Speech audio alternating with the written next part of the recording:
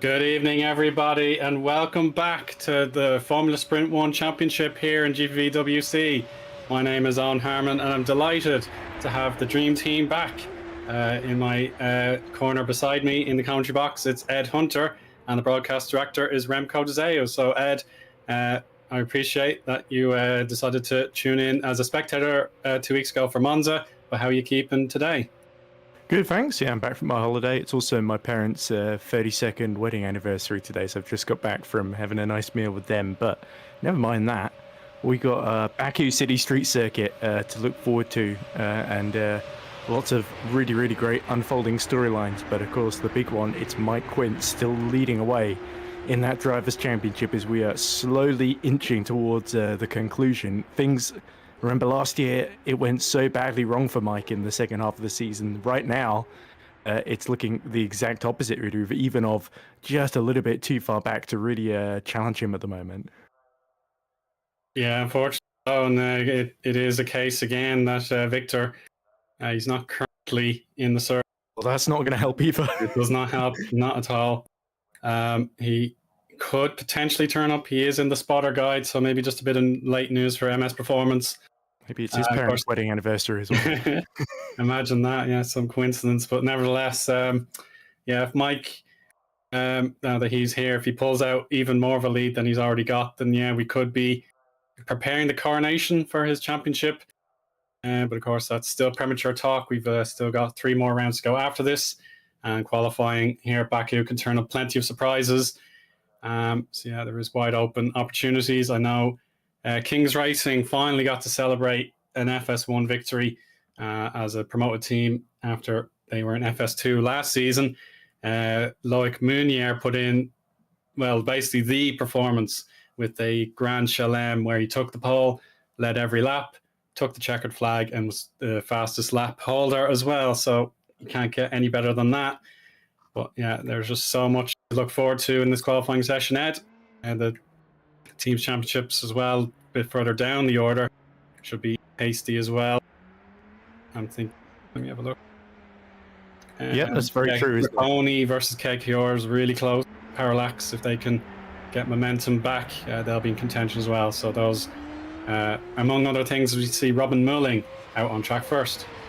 Yeah, and don't forget that battle for second as well between Multiforce and MS Performance. Only 10 points between them after Tom Savalli got his first win of the season. Well-deserved too for the Kiwi driver after some rotten bad luck in certain races this season. Finally, last time out at Monza in race 2, it finally went his way as we look at Robin Mulling, who's had a bit of an up and down rookie season with the Rookie Monsters, hasn't the German?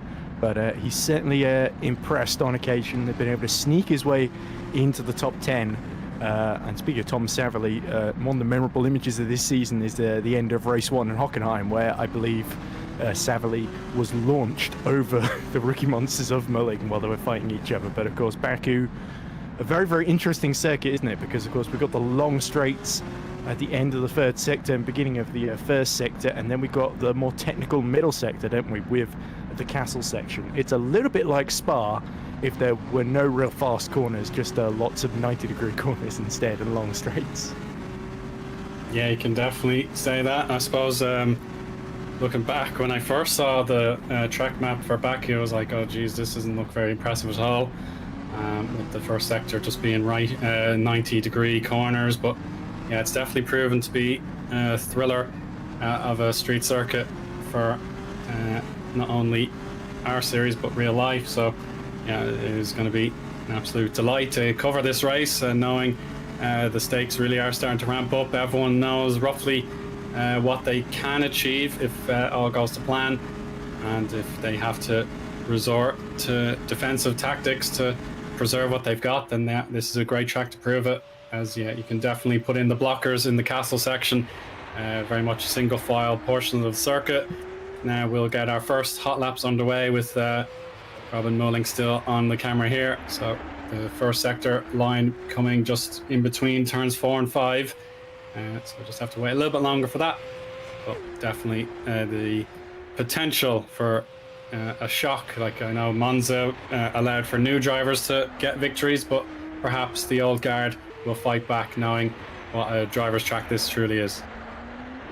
Indeed it is, especially in race 2 tends to be where the big surprises are. A couple of substitute drivers in, James Knox at KKR, filling in the second seat there alongside Luca Filin. Muscat is in the HGP once again, Jason Muscat, so great to see him back in action. Kurt Rotjarv is in the Parallax Volpino. Liam Sweetman makes his debut for 100 to 1. And then, of course, we've got Demir Karatko for Pixelate Esports. So Karatko, one of my drivers, unfortunately didn't have the greatest time in FS2, to put it mildly. And there was a little bit of a controversy around the start of race 2, but I believe he has apologised to everyone for that incident. We're waiting to see what the stewards will say about it, but I'm hoping that he has a much better time of things in the FS1 car, because it's often that way where you have a bad week in FS2, but there might be a little chance of a substitute drive in FS1. We seem to be a few of these teams near the back that sort of just chew through drivers because of various different availability things, and yeah, hopefully Karatko can banish all the bad memories of Tuesday and have a very good Thursday, as we see the first times being set and the markers being laid right now as Robin Mulling comes towards the line. Looks like he is settling into 15th position there, so not too strong. He was 6 seconds off the pace actually on that lap then, with Mike Quint, championship leader, somewhat unsurprisingly taking the fastest lap, but Matthias Micah, championship leader in FS2 in the other Kings alongside Loic Moynier. So that's a very strong lineup now, isn't it, Eoin? All of a sudden. Micah only 97 thousandths behind then, with Simon Frelick not too far behind either. So those top three, any one of them I think could sneak this pole position here.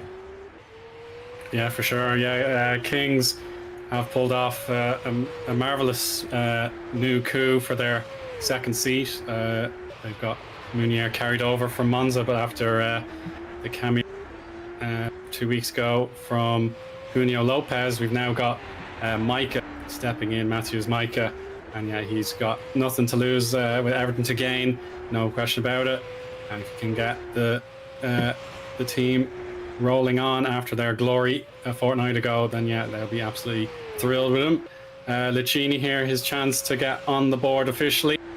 He's aiming for the 146.91. I'd say be pleased enough you can get in that top 10 or maybe top 15. Let's see, he gets on. Oh, 14th, as a matter of fact. So just about where he wants to be. And as far as I'm aware, the Alpha Delta of Russo's the only car missing at the minute. So I'll double check that. But I just had a quick scan. Oh no, Russo's here. So someone else is missing out of the 30 we could have potential lined up. So I'll double check that. Both Alpha Deltas are here. So my apologies. Yeah, certainly. So 29 cars on the server then. So I'm just trying to see if any of the MS Performance cars are among them. I certainly thought I saw Savali setting times on the server earlier. It's Scarpelli who hasn't entered a lap yet. He's just down in 29th there without a time. Filling in, of course, then. Yeah, filling in, for Victor Ivanov then, as we look at Daniel Scott, the Scotsman. It's a shame we don't talk about Daniel Scott enough, because he didn't start the season all that strong compared to Robin Mulling in the Rookie Monsters, but he's sort of been able to pick up points here and there. He's started to come into his own a little bit more. 15th last time out in the reverse grid actually was his first point of the season. He'd been threatening to score points for quite a while, and now he's finally done so. It'll be interesting to see how that affects his confidence here. Baku, a kind of circuit with the walls so close in places, especially when you think of like the castle section that Scott is just coming up to now. So easy to dent your car and your confidence along with it.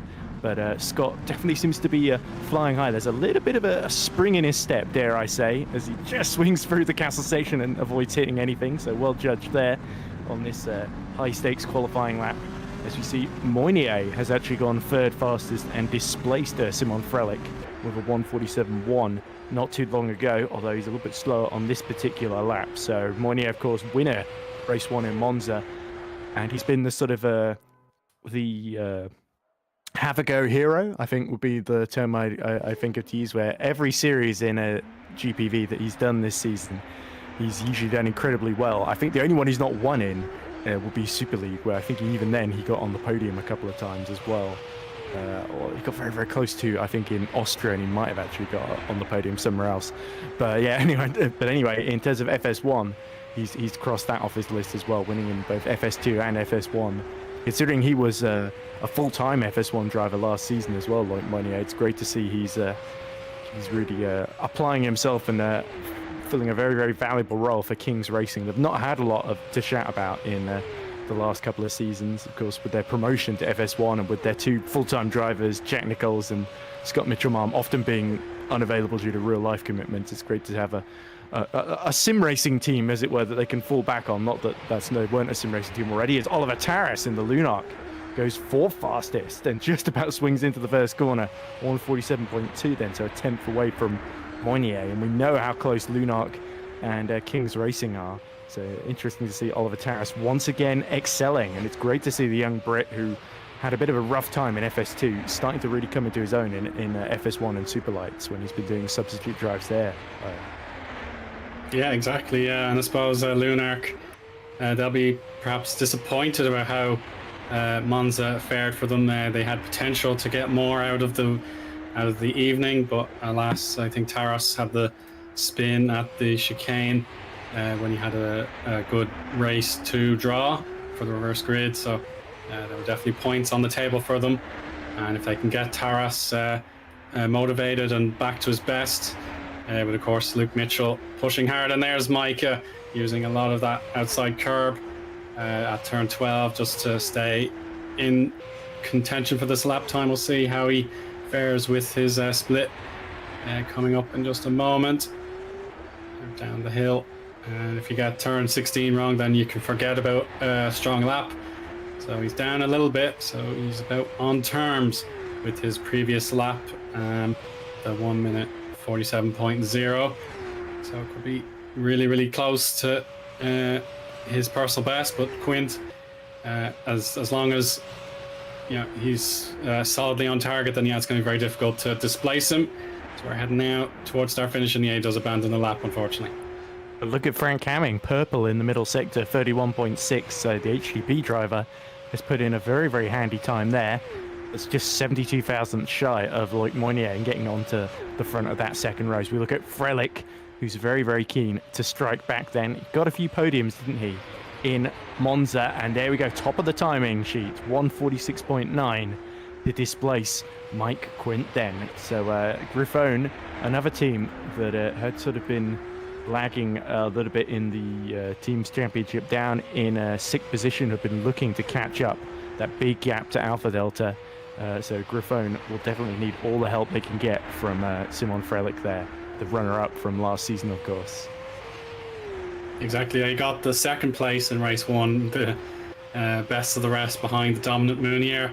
Race 2, he was in the big pack chasing for the podium position, and he ended up 5th. So he got a solid collection of points, but when we had the chat, you perhaps felt race 2 was a challenge. There was more on the table, but yeah, there was no question that Mounier was unstoppable in race 1. So he took that one on the chin, and just he'll try and end the season as best he can. Smith, he's a bit poorly today, so all the best wishes to him, as he hopefully will feel very much better soon. So we'll understand if he's not quite able to line up in the top 10 like we can expect to see him normally. So yeah, get well soon, Harry. You're very brave to push on even when you're not feeling well. So yeah, we'll just see him across the line now. He should be targeting perhaps the pit lane at this stage. Yeah, he's probably merging the pits to try one more time. So yeah, good idea just to abandon the lap and have one last try.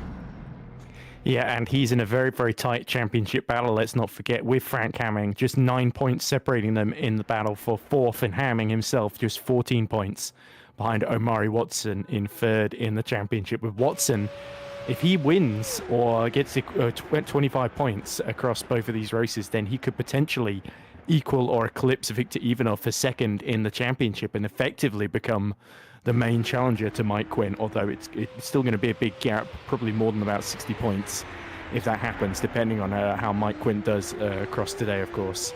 So yeah, it really feels though, although you've got to feel for Harry Watson, like you say, with being a bit under the weather, that Watson has sort of started to take, ever since he led that 1-2 in race 2 at Hockenheim, it's really felt like Watson's had the momentum behind him more often than not. Whereas before, him and Smith were very, very evenly matched in Netrex, and they've really taken control of that Constructors Teams Championship there. 515 points to Multiforce's 467. That puts them nearly 40 points to the good then.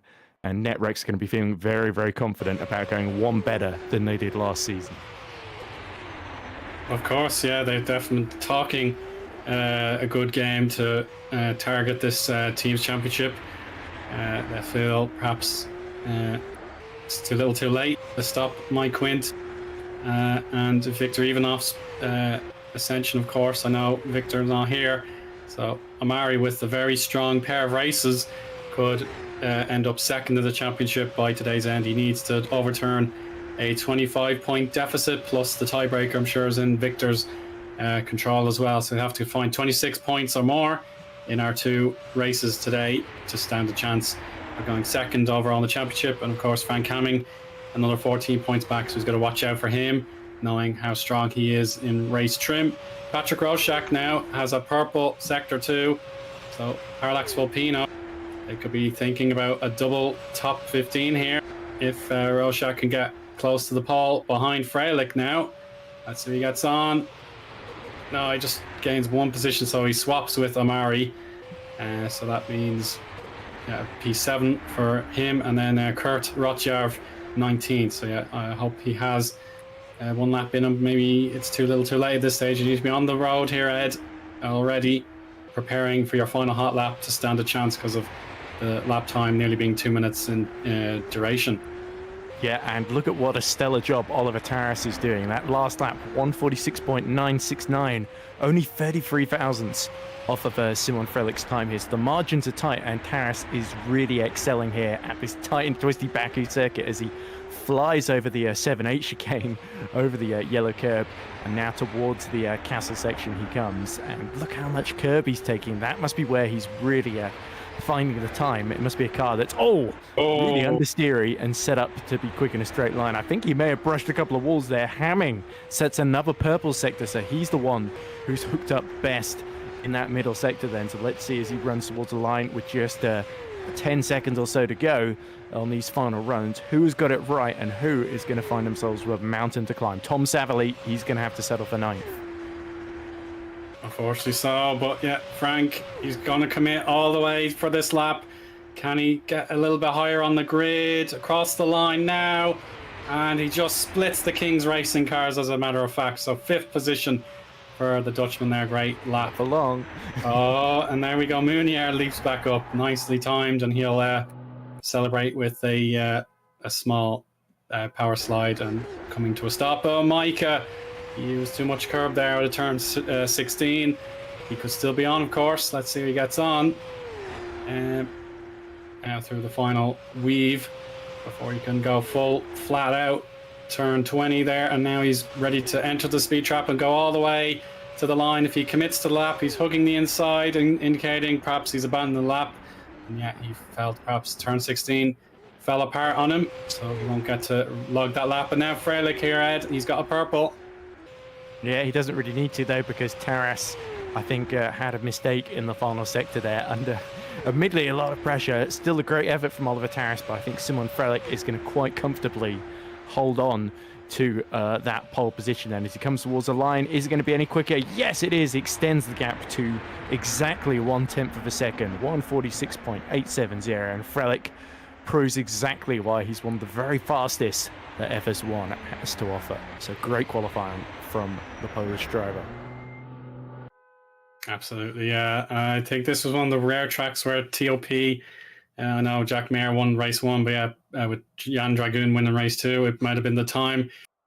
Shimon didn't quite nail his chance to stay close to the championship, but this year, so far so good. He has the pole position at 1:46.87, defeating the popular Oliver Taras there for the pole position. Just behind in 3rd position, it's Mike Quint, the championship leader. He's gearing up another chance to pull away from Ivanov, who's not here. Then we have the King's Racing substitutions of Loic Meunier in 4th and Matthews Micah just behind in 5th. Frank Hamming tried his best to put them apart for just a brief moment, but that was denied. He starts in 6th with Roshak, Watson, Satterley and Russo completing the top 10. And now Robin Mulling, we talked him up for the early stages of qualifying, and he repays that faith with a brilliant 11th place start. Mirko Lucchini for Alpha Delta's 12th, with Menno Klont in 13th, Lucas Tyleen for KKR 14th, and Luke Mitchell giving Lunark another shot of optimism in the final points paying position of 15th. Jason Muscat for HGP as well, backing up Hamming there in 16th. James Knox for the second KKR car is 17th. Zubinski has Hyperion in 18th. Smith, as I say, not feeling the best today. He's 19th. And Kurt Rotjarv has the 20th position. And now for the final page of results, Matthews Dabrowski there in 21st. Owen Kvil-Hausvik has just slotted in behind, a second and a half behind in 22nd. Philip Koenig close there for Grifoni in 23rd, just obviously in the shadow of his teammate. Daniel Scott in P24.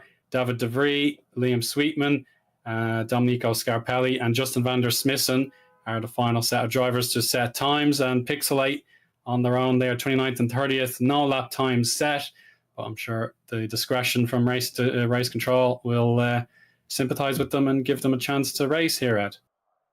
I think Svillo had a 5-slot grid demotion. Oh, no, not Svillo. What am I thinking about? Krista Svillo.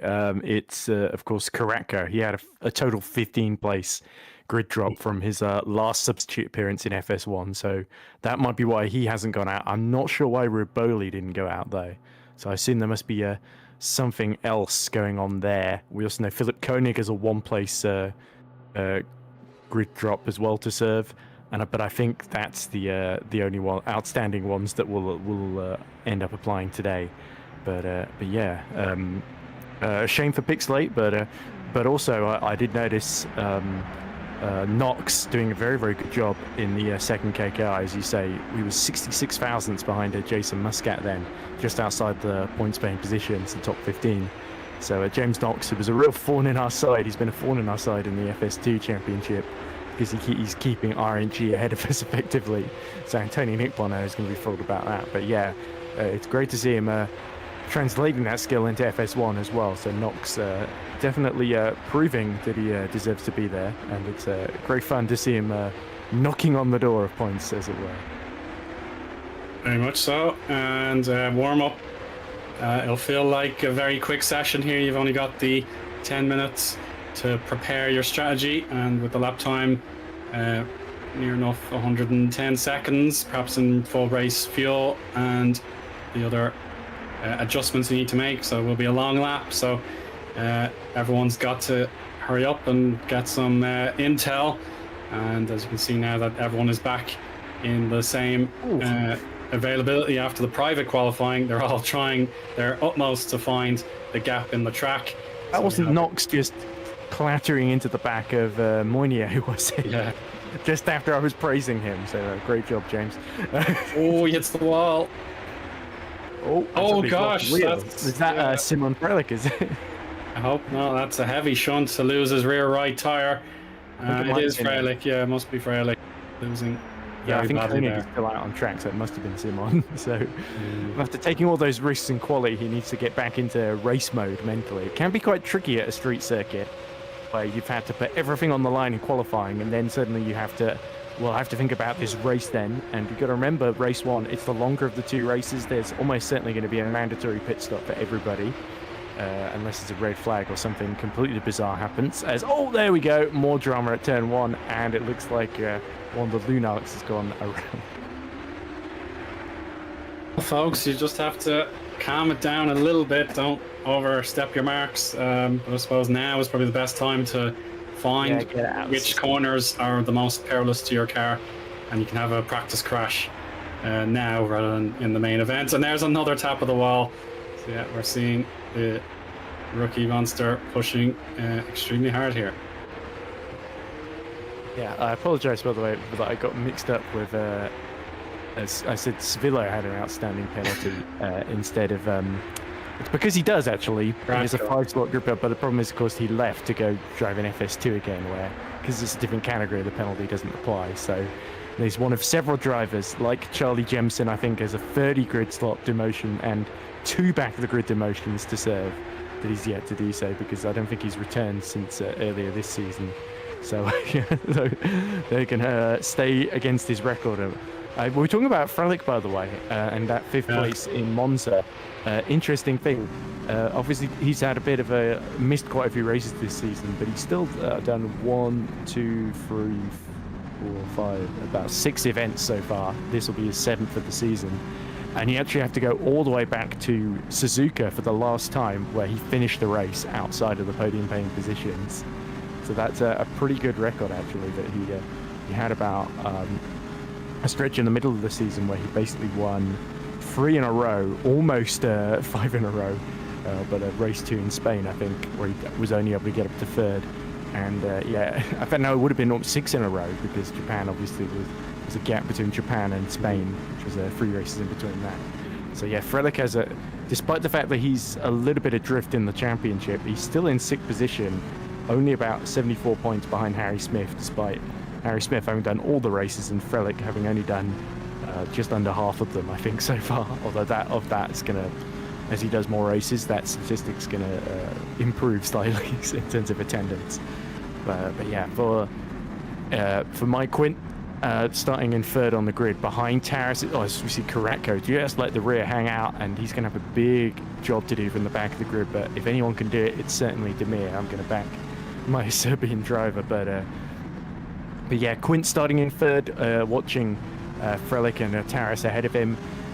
Surely you got to think he's got to find a way to clear Taras quickly and then just try and stick with Simon Frelick. But Oliver Taras could use the fact that Mike Quint can't really afford to have a non-score here, because it could suddenly start to drag, even though Ivanov's not here, it could suddenly start to open the door for someone like Watson or Hamming to just sneak their way into contention. And Mike Quint, if he, it's very easy to just brush off one DNF, but if he has like 2 in a row here in Azerbaijan, and then we go to Singapore and he has another bad race, then all of a sudden it could turn around very, very quickly. So he's got a big lead at the moment, but that's no reason for complacency whatsoever.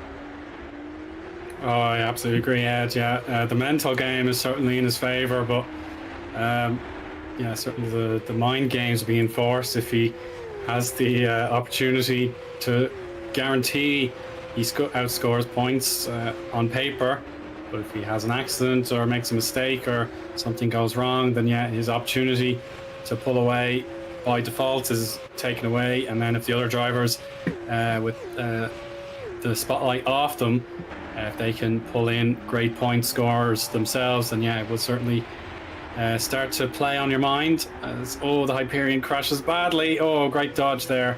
Or one of the other net Rexes. So it could have been Amari. Suspect, yeah, Harry Smith's in the pit, so it would have been Omari on his toes there. Yeah, my overall point is that, yeah, Quint has the opportunity to keep pulling away in the championship without any fear of needing to know where his opponent, Victor Ivanov, is. But on the flip side, if he doesn't score, he misses that glorious opportunity, and someone else has a chance to take it for themselves. Yeah, usually we saw in Imola, didn't we, where Ivanov had to miss that round as well, that Mike Quint absolutely took full advantage, getting 2 second places in a row, I think, in both of those races, just missing out to, I think, Rot in the MS in race 1, and then gifting a win to his teammate, Menno Klonk, which, well, I say gifting, Menno actually, I think it's fair to say, fully earned that win. Mike Quint certainly helped by defending from Frank Hamming behind them on that occasion. But we questioned at the time maybe Mike Quint will rue not having those points at the end of the season. But as things are playing out, it feels like that's not the case. And Menno is going to feel quite happy that he did get the win and it's not cost anything. And it certainly didn't cost him anything in the team's championship as well. Although, as we said, Netrex are certainly the ones taking advantage at the present moment in that case. But here's Domenico Scarpelli himself just getting to grips with the circuit then. And Domenico, who has he competed in FS1 before? I could swear that he has once or twice, but my memory might be playing a bit of a trick on me. It's one of those ones where I'll have to check very quickly in the background. But yeah, certainly very experienced in Academy and FS2 as well, where he's substituted quite a lot of times in FS2, and he's won races, of course, in Academy, and of course he's the team owner of Apex Grand Prix. So Scarpelli. He's got in fact, he's got Moynier on his books in his FS2 team as well. So it seems him and Loic just keep crossing paths, don't they? But yeah, very, very lovely guy, Domenico, and it'll be interesting to see with the pressure on, because of course MS are in that close championship fight for second in the overall points, what Domenico can do. I'm just looking at, apparently his helmet has got lots of spaghetti on the side. Yeah. I think there was a joke, one of the Academy commentators just called him Domenico Spaghetti because he couldn't read Scarpelli for some reason, which I think is a little slightly offensive. From Domenico's point of view, I think he kind of resents being called that, so I might avoid that in the future. But yeah, certainly this is his FS1 debut. I'm just looking up to confirm. He's done he scored quite a few points, best finish of 7th this year in FS2 for hot performance in race 2 in Spain.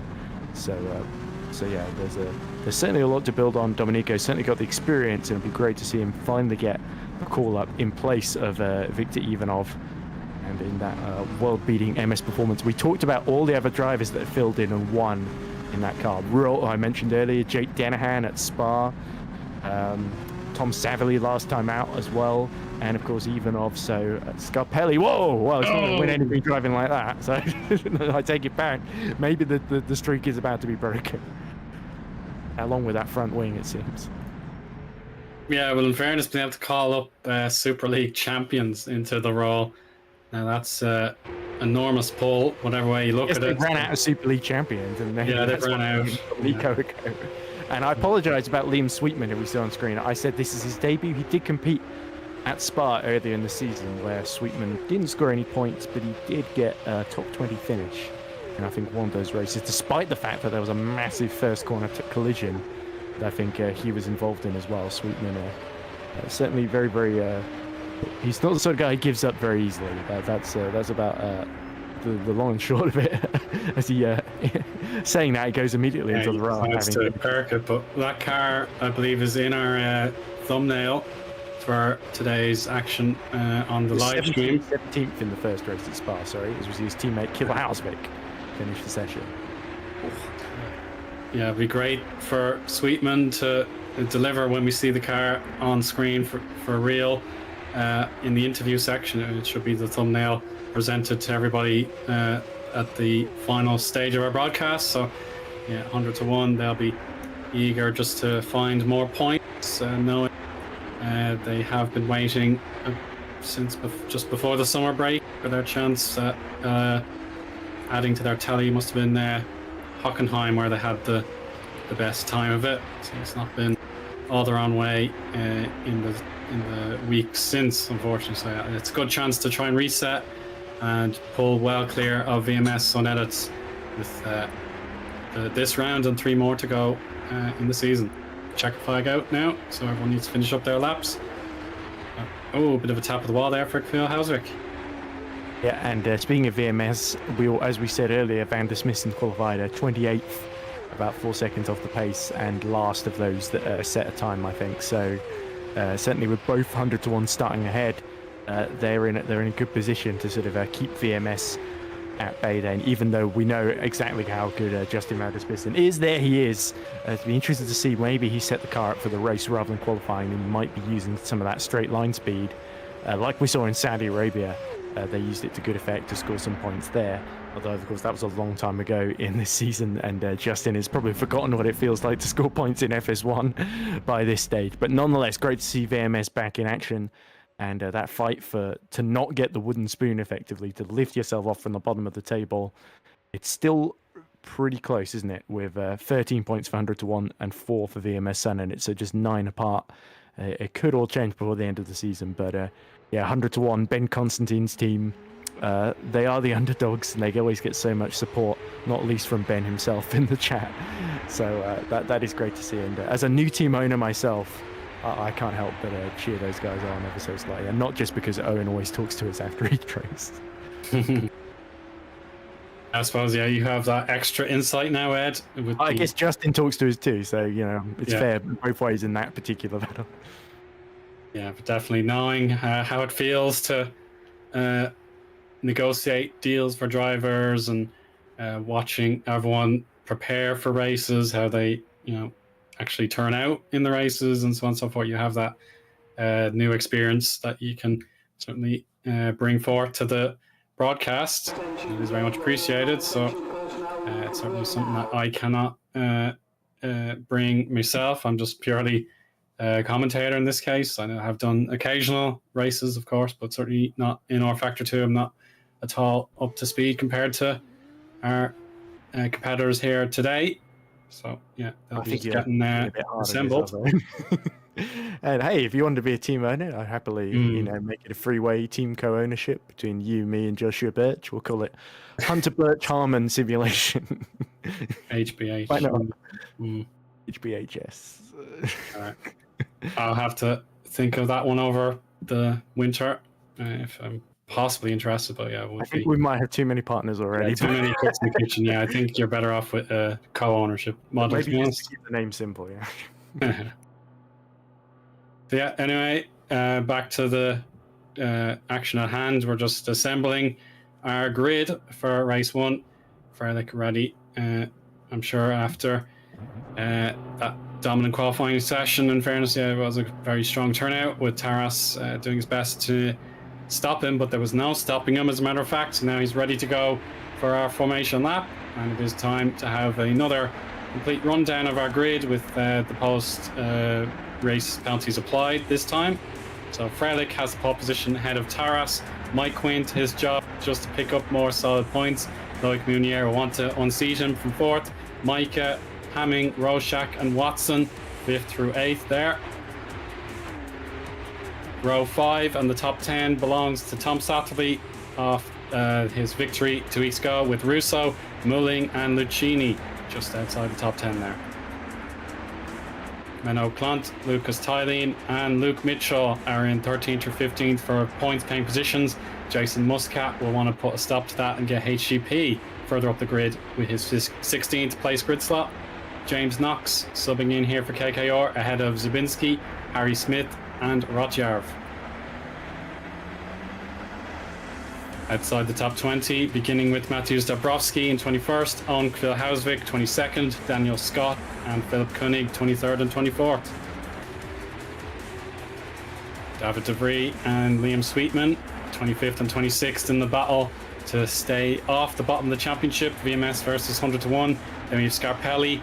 Normally that's Victor Ivanov's car, but it's down 27 today. Justin van der Smissen was 28th, the final driver to set a legitimate time, whereas Raboli was 29th, just ahead of Karatko as a result of that penalty discussed in the warm-up session. So yeah, we're heading now down the hill towards the enormous start-finish straight, and yeah, the chance for certainly Freilich to get another win, or else Taras can get a Lunark, their most glorious moment of 2024. That is what he will dream of. But of course, we're on board with the championship leader here, Mike Quint. He can go boldly in this race, but if he has to have a duel, Ed, then he may as well just back out and think about strategy rather than dueling to get himself the points he needs. And the interesting thing is, I was talking to the FS2 drivers, including, funnily enough, Loic Moynier, and he was saying that the draft in that car around Baku from the car in front, that was worth about 0.5 of a second when you slipstream the car in front. So Taras, even if he doesn't necessarily get in front of Simon Freilich at the first corner here at the start, he might tuck in behind and wait for the back straight at the end of the first lap to try and make the move. So Freilich, if he's ahead at the coming out this first corner, he needs to get away quickly. But let's not also forget the different tyre strategies as well, with the likes of a couple of hard tyre runners further back going long. That could cause a bit of headaches when the leaders pit, when these soft tyres start to go away. Exactly right. So you can see the tyre selection, of course, we'll verify that 100% when the drivers cross the sector lines, but we're just waiting now for the red lights. Here they come. A crucial race here. This is the 13th round of FS1 in 2024. So much at stake, and we're about to go racing. Here we go. The rundown begins. Mike Quint pulls to the inside to stay clear of Taras, but Freilich has the superior launch without a doubt. Now we have the Kings Racing cars in a queue, but if Hamming has the inside line for turn 2. Got to be careful though. He's made it stick. Mike losing out there with Rorschach now in the slipstream, but Freilich already half a second clear. Brilliant start. Yeah, you saw Taras sort of got a little bit of wheel spin off the line, and that really hurt him, put him into the clutches of Mike Quint, so he's just been able to fend him off. As we see, that looks like Savali, Watson and Russo briefly almost went free wide there, and looks like Tom Savali has just had to tuck in behind Omari Watson then, who's defended that 8th position very well, and Omari can now focus his attentions on Patrick Rozak. Remember, Patrick Rozak is very good at these types of circuits. He was very good at Saudi Arabia as well, where he got that 4th position, was fighting with Luca Filan for the podium in race 1 on that occasion. And Rozak has been slowly building his confidence up as they just find their way through that narrow castle section. That could well catch out the unwary if they make any mistake then. So I believe because David De Vries may have joined very late, we have got a full 30 car field, which is great to see them all in action once again. That's the first time in a while we've been able to say that. But look at this now, Freilich leading by 0.7 of a second then from Oliver Taras then as they end the first lap. And Taras, far from challenging Freilich, he's more got to worry about Quint behind him. Second would still be Taras's best career result in FS1. I think his previous best was like 4th or 5th. Yeah, so perhaps Baku is a track that suits Taras's skill set, but he's just falling outside that 1 second deficit. So Mike Quint with DRS coming later on in this lap. It will be active when we cross the next DRS sector line. And now Rorschach down the inside of Watson. Can he make the move count for sure? It could be decisive here, yes. So turn 2 solidifies it. Yeah, so now DRS should become, or maybe not in the next sector, as a matter of fact, we'll have DRS. The counter-attack for Watson. He's got to plot it carefully, but no, he cannot make it count. I think there was a dive for Russo, just off-camera shot there. We'll see if he has made it stick. You know, it was defending, I think, from Menno Klont more so than attacking Muelling. So yeah, he was perhaps having a look. Yeah, he didn't actually make the move in the end. Now through the tricky chicane, 5 and 6, before they turn to sharp to the right again, en route to the old city and the castle. So now on forward with Russo for a moment here. We'll see him traverse the curb there on the inside. You have to be really careful. You don't want to cause a spin and therefore block the entire road. Nowhere else to go in that mazy little section there.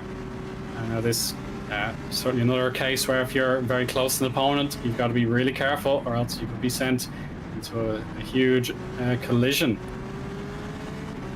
Yeah, certainly it can really catch you out and be unforgiving if you're pushing that a little bit too hard or not fully focused on what you're doing, but no such troubles so far. I'm surprised how clean these first couple of laps have been. I think Liam Sweetman had an issue and fell all the way down to 30th, and I saw Dabrowski lose out a couple of places. He's now stuck behind Kurt Rotjarv.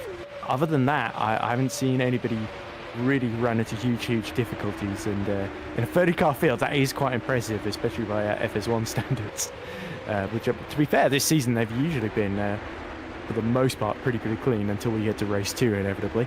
But anyway, Taras impressively able to go 2/10 faster than Frelick in the first sector, but sectors 2 and 3 seem to be Frelick territory. He's got the gap back up to a second then, as Quint is still menacingly just half a second behind, as there Russo again foiled by Robin Mulling, who's just able to extend the braking zone into turn 3 and hold Federico Russo off, of course. So that's going to be interesting on that battle of just the bottom edges of the points, of course. It's of course 5th through to 10th, if I'm not mistaken. That's the reverse grid qualifying position, so everyone through from Hamming to Mulling is in a really good spot going into race 2, whereas Russo and Clont would just miss out at the present moment. So Mulling needs to make sure he doesn't get slipstreamed here by these two, because they're going to get a double Menno Clont especially is going to get double toe here, and that multiforce looks very quick in a straight line, as we've seen with Mike Quinn. Oh, definitely lots of speed available to the multiforce drivers. The interval screen has just come on the timing tower now, so you can see everybody in the top 5 has access to DRS on the start finish straight. It's more trouble for Mike in 6th place out on his own there. Well, of course, Roshak doesn't have DRS himself, so Amari Watson has to keep the gap nice and tight so he can make a move. Sattler in 9th place, also out of range, but he's on his own for position with Mulling in the top 10, trying his best to stave off Russo's attacks. And there's Menno Clont watching and waiting to see what those two drivers in front do. So far they'll slot into the filing order. And look further back, is that James Knox sneaking into the points, getting past Mirko Lucchini. So yeah, the Alpha, we've got one Alpha Delta stuck behind the rookie monsters in the battle for 10th, and the other has lost position to the second KKR. So both KKRs in the points then, which is great to see for Matthew McKinnon's team. James Knox once more impressing in his substitute drives for that team. Yeah, very good going for Knox early doors. Already. Oh dear. Huge moment there, coming out of 4. Seemed to save it though without hitting the wall. Yeah, certainly Lucchini's going to be eyes widening at that one. Yeah, goodness gracious. I'll just see on my own screen. Yeah, that's that. Oh yeah, definitely good save there. Really important to keep going there in that circumstance with the car off balance. So yeah, Relic is maintaining his advantage at the moment. Certainly Oliver Taras with the fastest lap last go around. He's really ramping up the pressure, and he might be ready to make his first strike at the race leader, Freilich. They're very evenly matched in Sector 2 now, so yeah, definitely Freilich wants to push on and keep the gap as big as possible. There you can see the change of position since qualifying. Mostly it's Lucchini down 4 places, that's the outlier, with Phil Hausvik up 3. Muscat is down 4. And I think, Rotjarv, he was down a bit further, but he's only -2 compared to start. Moynier passes Mike Quinn. Yeah, that's big. That looked to me a little bit like Mike Quinn just let him through from the inside there. Look how close Russo gets through on Mulling and nearly understeers into the wall at turn 1 there. So yeah, Alpha Delta really taking risks to try and get in that reverse grid potential draw there. And now he's free to chase Tom Savley there, but good defense from Mulling to hold on for as long as he did. Let's see a replay of how Moynier got through then. Absolutely, yeah. And it looks like a standard pass into turn one, able to get right up behind. Yeah, he does let him through. So yeah, so Quinn has fallen too far behind Taras. So Taras and Frelic's pace was too much for Mike Quinn there. Yeah, very strange to say the least. But I suppose my analysis pre-race, where Quint would probably prefer to win on strategy rather than needing to duel with any of the opposition today. That's perhaps what is turning out in reality. But of course, yeah, we'll see. If he wants to fight back, he will certainly do so with Mounier right in range again. So we can certainly compare split times in just a moment to know exactly how Mike is responding to the loss of position and therefore falling off the podium. Oh, that's wide, nearly endangering himself there with the barriers achingly close, and that's red meat to Frank Hamming. He's going to close right in as well, Ed. Yeah, and let's not forget, while let's think about it in terms of the championship. Frelick in 6th is about 181 points down. But Hamming is only 98 points down, so while Moynier, Taras, they won't bother him, the fact that Quint has let them through. He's probably happy to let them go. Well, not happy, but he won't be losing sleep over it, is how I should probably phrase it. But Frank Hamming is still potentially in that championship fight, along with Omari Watson as well. So that's where there's a bit more pressure on Mike Quint to defend this position, maybe. So he may not put much of a fight up for Loic Moynier, but for Frank Hamming it could be a very, very different story. And I think Hamming is going to be very, very aware of that and try and take some big risks here to get amongst this group and start to make waves in this race. We've seen him do it before. Hamming, who of course took that breakthrough win, didn't he, at race 2 in Canada, holding off Victor Ivanov, despite the fact he was on very, very old hard tyres. And he's gotten quite a few podiums across the course of the season, despite missing two rounds in Saudi Arabia and Silverstone. See Frank Hamming just swing it through the castle section. He's very much in the hunt here.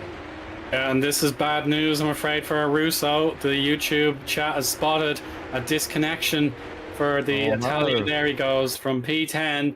He has fallen out of the server and loses his haul of points. So Mulling inherits that spot, and Harry Smith now has his hand on 1 point. So yeah, he just vanished very, very quickly there, unfortunately. So yeah, good observation from our viewers to see that. And unfortunately, yeah, Russo will not score anything here in race 1. Yeah, Taras starting to close in, and look at Frelick weaving just in an attempt to break the toe. And Taras, he will be starting to panic too, because he knows Loic Moynier is coming towards him. So we're up for a thrilling fight then, at least up until the first pit stops. It'll be interesting to see if Frelick decides to bail out early and pit for the hard tyre, and potentially end up being stuck behind the likes of Rotjav, Ruboli, Van der Smith and Daniel Scott, who all started on the hard, and still weaving going on down the second straight then, going towards turns 3 and 4 here. So yeah, Frelick really starting to feel the pressure here, and Taras is starting to get very, very excited here. Let's hope the Englishman can keep his head with the Frenchman behind him and the pole ahead of it. Indeed, yeah, the opportunity really is opening up here for Taras. He's put in the hard yards just to make sure the opening a portion of the race went to plan after the disappointment 2 weeks ago. Now the chances, perhaps with the tyre wear kicking in a little bit later on, he has chances now. If he can time it right, he can go for the lead and then try and pull away before Frelick can possibly get him back, and then it will become a strategy game with the pit stops to determine if there is going to be a Lunark victory after all. They've been waiting patiently in 2024.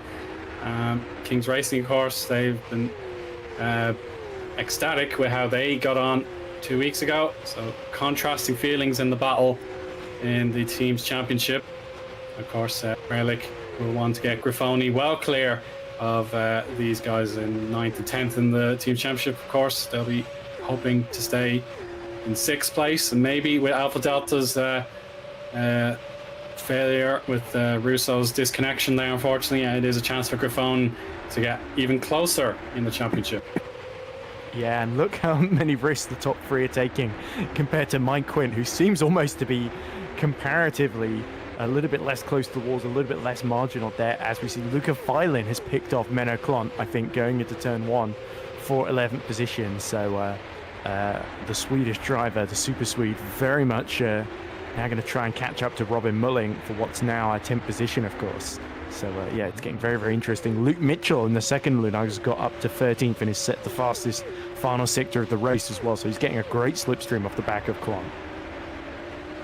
Absolutely, yes. So Menno Klont, all of a sudden, he's got thinking to do himself. If he's lost one position and he's got one of the quickest straight line cars behind him as well, it could be more and more stress on the shoulders of the number 14 driver.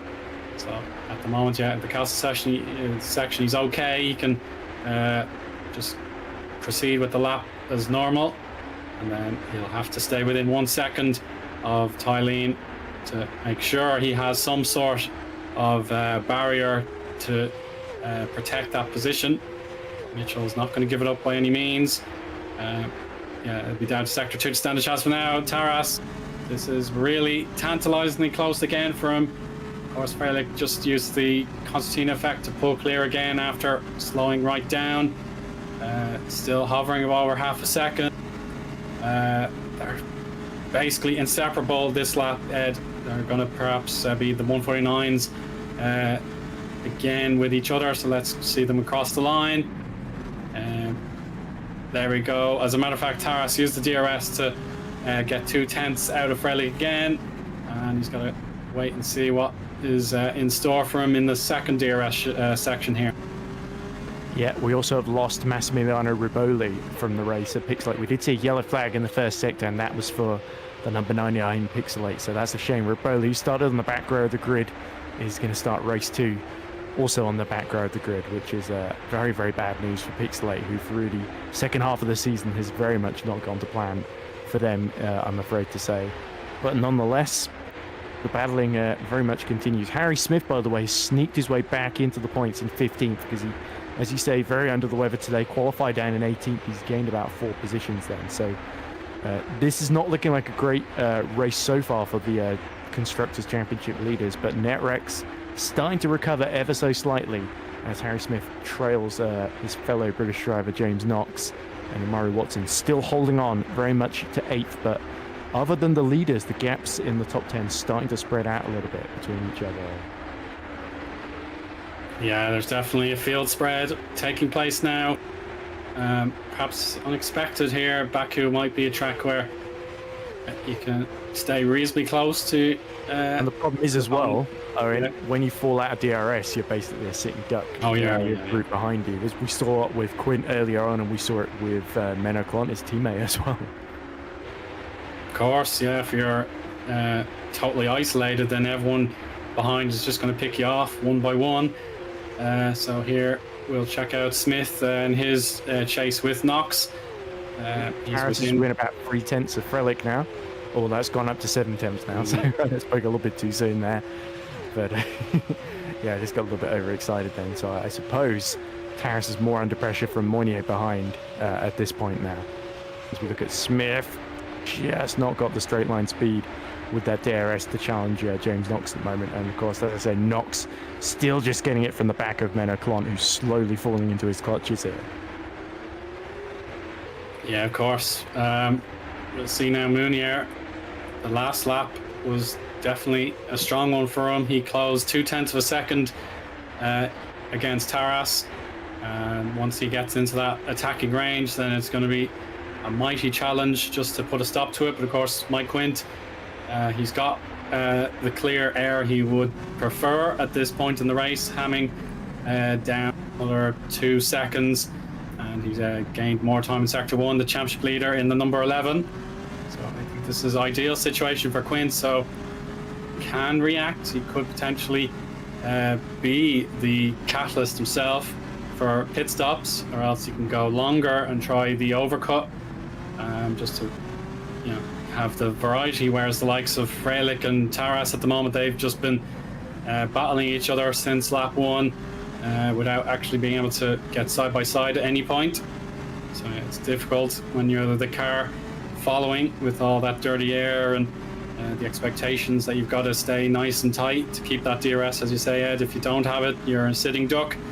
But of course, Freilich has had to find the grip first before anyone else, and he may be put under the most stress. He has been thus far. Another tight lap between these two. It's so difficult to put these two apart, really. Yeah, Freilich is held up very, very well to the pressure from the young Brit behind him, but Taras is just inching closer, starting to feel that little bit more confident as Freilich again cuts the inside, tries to weave his way out of the tow, as it's James Knox, interestingly, that's the first to pull the trigger of those in the points-paying positions then. If the leaders pit now, by the way, they'd come out 17th or 18th essentially in the order, 16th, 17th now, which I should say. So they wouldn't be behind any of the hard tyre runners because they've dropped to over 30 seconds behind all of them, essentially. Highest running one, I think, is Karatko, or might even be James Knox himself now that he's pit, but no, it is Dimir Karatko, sorry. So, yeah, Taras now has got to decide whether he just shadows what Freilich does or tries to anticipate and pit fair. I think, like you say, Quint, while these guys will fight each other, he's coasting up to the back of them. He might well surprise them by pinning to the hards first and then just maybe trying to ease them home in the final few laps, because lap 11 to 25, it's definitely doable to switch to the hards now, as we see Knox just do.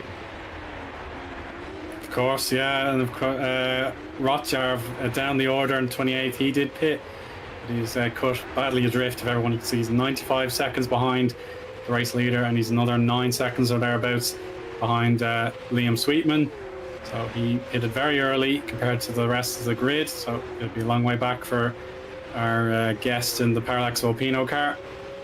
Now we'll see the opportunity to pit. Certainly the ideal window is coming up very soon.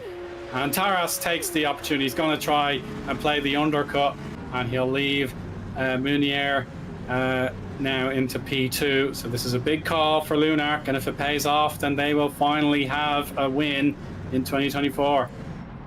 Certainly it's going to be critical to see where Oliver Taras comes out here.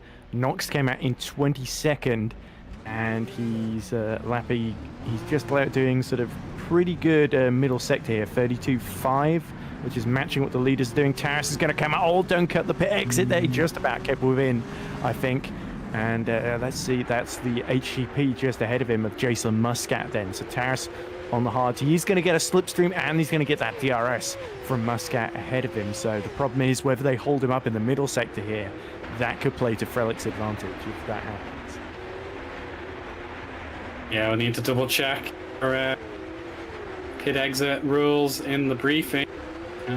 So he's okay just within the limit. Yeah, it's going to be close, but yeah, it'll definitely be double checked by race control. But now here at the back of the grid, this must have been the demise of the Pixelate driven by Massimiliano Roboli. And what happened there, he's just, he didn't slow down after electing to miss the apex and needing to use the runoff area, and unfortunately he just crashed the car, leading to his retirement. So now Freilich with 1.5 seconds of a lead. I think he's pulled the ballast off himself, and he's pushing with everything he's got to try and prevent losing the lead via the undercut. So let's see what he plans to do now. Yep, critical here. Now he's staying out. He's running even longer then. So is Moynier going to pit? Yes, he is, and Quint as well. So this is dramatic stuff, and it's crucial that Moynier can get out ahead of Oliver Taras if possible. But Taras has been lapping pretty quickly here. Look at this, 32.4 in the middle sector there. So he's not been held up too much by Muscat, and then Luke Mitchell now sees the road open up in front of him, as I think that's Luca Phelan who's just pit from in front of him there. And there we go, Muscat is dispensed of. Taras is going to get himself up to 9th position currently, and is going to come out side by side with Loic Moynier and ahead. He's ahead, yes, and the Frenchman has to occupy the space, and credit to Jason Muscat there. He backed off. He didn't want to go cavalier, knowing that his job is still very much in progress. So yeah, well done. He didn't put his car in a risky place, and Munier was able to drop in to the gap. So yeah, the smart driving there from Muscat. And yeah, if you think about this, that's ideal almost for Loic Mounier, because he can just follow Taras around, wait till he gets to the main straight and just use DRS and slip by him. But what will be interesting is what Frelick does, because he's about 23 seconds up the road from all of them, still on target to get out ahead if he pits right now. So his pace 1:49.1 at the last lap, and he's been pretty quick on this lap as well. I think 48.2 in the first sector, 32.3 in the middle, so he's really pushing here. If there's anything left in these softs, he's got to use it now, Eoin. Precisely, Ed, and he tempts that inside barrier where the other cars are just battling away on the other side of the streets. So now Frelick, he pits right now, so he's on target, and a clean pit stop, no speeding or any infractions, and he should be able to preserve the lead by staying out a little bit longer. But now down the start finish straight, these cars are going to be absolutely electric. With the top speed, perhaps crucial for Taras. He does not have the DRS flap open, whereas Mounier will, and that'll give him the crucial boost. But of course, Harry Smith might be wise just to watch his mirrors and get his teammate a little bit of DRS. But here comes Frelick out of pit lane, and he holds on to the lead, Ed. So crucial strategizing here to keep the Griffon driver in the lead. Yes, but look who has taken the actual lead of the race. It's Luke Mitchell in the second Lunark by staying out on the softs. So Lunark here could get very, very clever here and play Luke Mitchell in a defensive role to back Frelick into the path of Taras and Loic Mounier as well. It's risky, but Lunark are going to roll the dice here. Of course, yeah, and if Mitchell stays ahead by turn 7, then yeah, it is a guaranteed bottleneck in the castle section. Only problem is you get this big toe and DRS to Frelick though, and it might not. Of course, yeah, I will. Yeah, I agree. I will be a bit of payback once we can go full throttle. But right now, he can slow down, brake a little bit early, watching, of course, for that back end slide. But Frelick, he's got a decision to make now. He's stuck in the jam, sort of the raspberry jam here of Lunark. Let's see if he goes for it into the braking zone.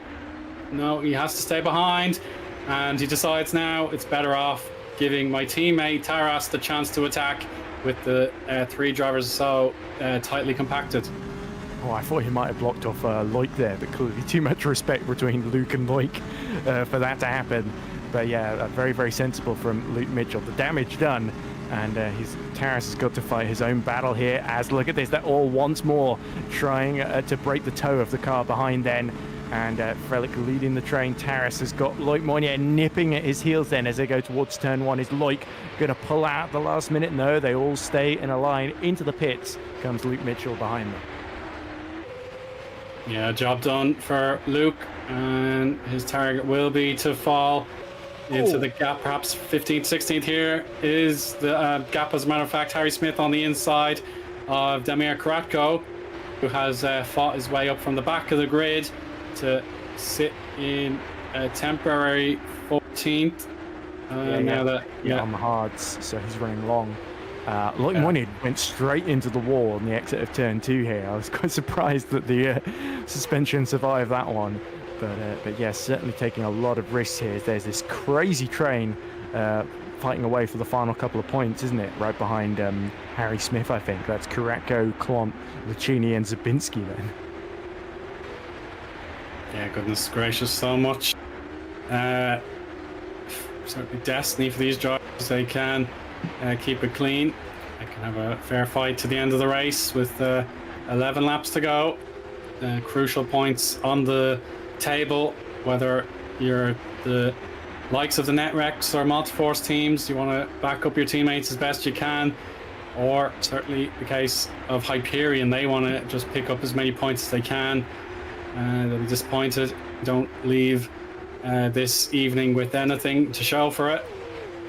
Look how much time Menno's losing here. Stoked behind Karatko on those old hards.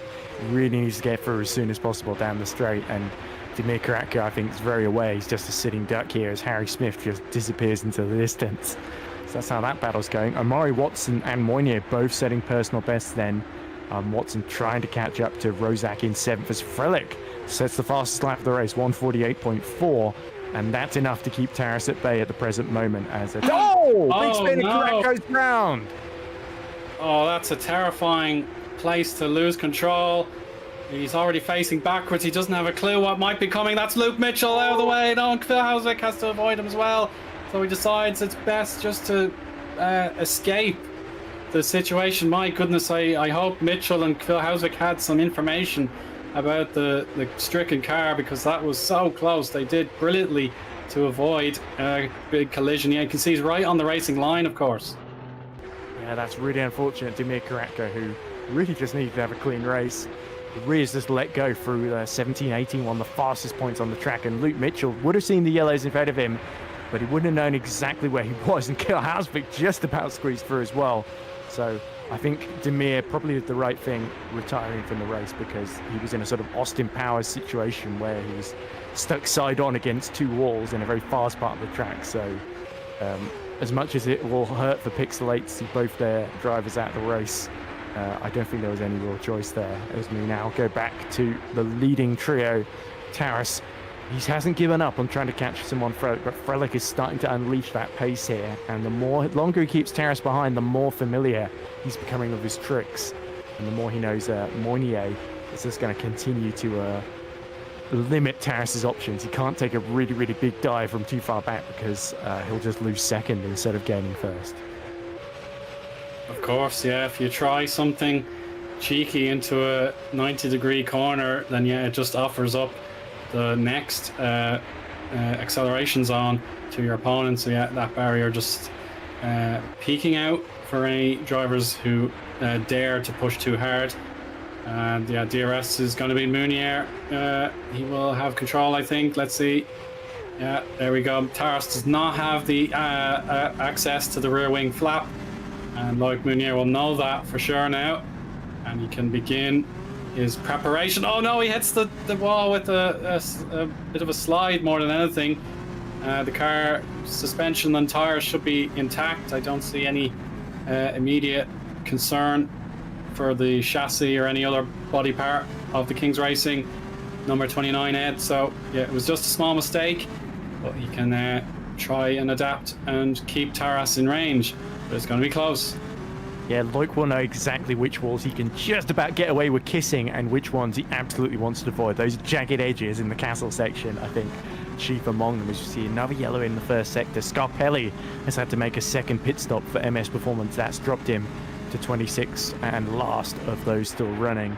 But there's still very, very close battle in the final part of the points. I think Mitchell is starting to close on Menno Klon. He's about 8 seconds ahead of him, with Mitchell having lost a lot of time staying out those 2 or 3 extra laps. Zabinski has dropped out of the race for Hyperion then, so he's hit trouble too. Just Dabrowski left, flying the flag for the Polish team as... Oh, is that Scarpelli, I think, a lap down, just letting... Yeah. No, is it Tom Savali? I think it's Savali, actually, who's given up 8th position to Watson. Or no, I think it must be Scarpelli, because I think Savali was already behind. Yeah, I believe it would have been Scarpelli, to be honest. Hard to tell. Yeah, it is tricky to tell. He wouldn't have seen the numbers or the name on the side plate. Name on the side. Yeah. Even more confusing. Side pod, I suppose I should say, to be more specific. Good save from Rozak there. Yeah, exactly. He doesn't want to lose out on the Hall of Points, because Rotjarv hasn't really made a comeback in this race just yet. He could possibly get Van der Smissen for a position, and I think he literally just has, as I mentioned the situation. So Rotjarv makes an overtake for the first time in this race, or maybe it was more something else in front of them. So yeah, there's the hit of the wall. That would have been it's the VMS, so that it's perhaps getting a lap down, if anything. Yeah, that David De Vries, I think, losing 20th position then to Dabrowski, and De Vries actually coming to the pit, so perhaps that hit with the wall was more damaging to the VMS than we thought. We did see Van der Smissen drop down the table a little bit earlier, and now it looks like the second VMS has also hit trouble. Oh no! Yeah, that's what happened to Zabinski, straight on at turn 4. Yeah, that's a horrible crash to say the least. Yeah, And he was just in the points, wasn't he, as well? Just fighting into the final couple of points position. So that's going to sting for Hyperion because Dabrowski has now got a bit of a mountain to climb. Conversely, Eoin Kohalsvik, having stayed out of trouble. Oh, and there's a stun. And that's exactly where we saw Karatko facing the wrong way as well. And that must be David De Vries or Van der Smissen possibly. He's a lap down now. I think it is Justin, isn't it? Yeah, it probably is Van der Smissen. Yeah, correct. Good spot, Ed. We'll see. We're crabbing here. That's what it looks like to me. Oh, just avoided the wall there. And then, lost it in the middle at high speed. And then 2 more big hits. It's going to absolutely wreck the suspension if it hasn't done so already. Yeah, you managed to get a full throttle U-turn there, but the car's probably done. That left rear tire, I think, got as close to punctured as you could possibly get. It just took an extra throw at the wall and sent the car airborne briefly. So it was probably the wisest thing to do. Look at this. Frank Hamming's got by Mike Quint for 4th then. Whoa. That's exactly what we said Mike Quint was trying to prevent. And unfortunately, Hamming has slipped through. Luckily for Mike Quint, Micah is another 6 seconds down the road and busy holding off Rozak, who is squirreling all over the road trying to get through past the Polish driver. Here's a replay of how that happened. So I assume, it was being held up by Van der Smissen. So Quint really, really unlucky there. And Hamming takes full advantage. Doesn't need to be asked twice. Before DRS even opens, he's through. And he gets it again to boot. Yeah, you've got to take your slices of luck when they're offered to you. And yeah, it won't be crucial in the long run, barring a shock, but every little counts and every little helps. So Hamming would be grateful that something has gone his way to take a slice of points off Mike Quint. Of course, reverse grid, that could be what you discussed in the early parts of the race, Ed. You could play a tactical game and reap the rewards from a good draw in our reverse grid shake-up. Yes, certainly the likes of Rozak, Watson, Savalli and Mulling and Micah too will all be hoping it goes their way as well. Let's look how close Taras gets to the wall there. And you have to say, what a fantastic job Simon Frelic's done, because he was under so much pressure from Oliver Taras, didn't put a foot wrong, and he's been able to pull away there. And Taras has shown himself to be no slouch whatsoever. Even someone of the stature of Loic Moynier has found him a bit tricky to keep up with and battle with, as we see Quint now is starting to fight with Frank Hamming ahead of him because he wants that 4th place back, and who can blame him after seeing Van der Smissen drift in front of him. But yeah, Moynier, he's going to have to get creative here, I think, to put Taras a little bit off guard, sort of strike when he's not expecting it here, because Taras is just starting to get really comfortable in defensive mode. I think Oliver will be absolutely thrilled if he can hold on to this 2nd place. Loic Moynier is going to throw the kitchen sink to stop that happening. Of course, yeah, to get back-to-back podiums in race 1s since getting this opening here at King's Racing. That would be surely wonderful for him in his return back to the FS1 category. He's currently got it, of course, with the 3rd position, but to get 1st and a 2nd in his race 1 appearances, that would be prime targeting, of course, and knowing that Lunark potentially will have a battle for points with King's Racing. They are very much in the competition, 10 points to separate them, and thus far it is advantage to Kings, knowing that Luke Mitchell has no points in his command just yet. But yeah, it definitely will be a swing here for King's Racing to leap above Lunark in the team's championship. Yep, certainly, as long as Micah can keep Rozak behind and keep things steady down in 6th position. I say down in 6th, Micah's still doing incredibly well as both Taras and Moynier drift their way through turn 2. And Frelick was the only man that was still in the 148, but Moynier, using the tow from Taras, has got just about gotten back into the 148 to the 148.7. But Frelick is still consistently sort of on the 49-48 kind of bubble either side of it, with no tow from the car in front, so he's doing it all through the twisty stuff and just about has it set up to be fast enough down the straight. Big mistake from Taras there, coming through 6. and that is going to give a big opportunity to Moynier when they get to the back straight here, because Taras is... Oh, he's hit the barrier! His that was just right a weird tire. tire tagged it.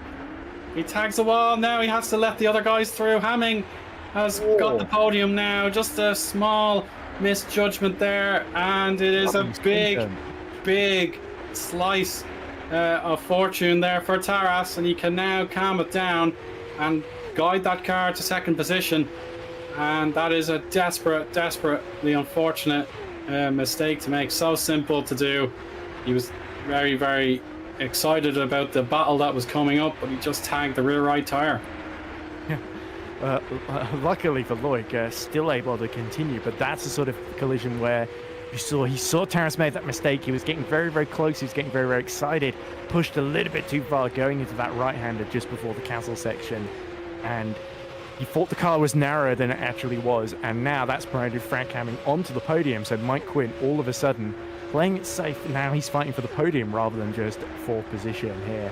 Unless, of course, Loic Moynier can catch back up to both of them, which I certainly wouldn't rule out, because I don't think the steering is too badly damaged since it was the rear tyre that got hit there. So, but yeah, certainly a big scare for Kings, but still they've got two cars in the top six, which I think they gladly take. But Moynier is looking to make amends in the final 3 laps if he can. Yeah, just another point to make before we can, well, I suppose after now, Mike Quint has rallied here, and he has the podium position now. So a delight for him.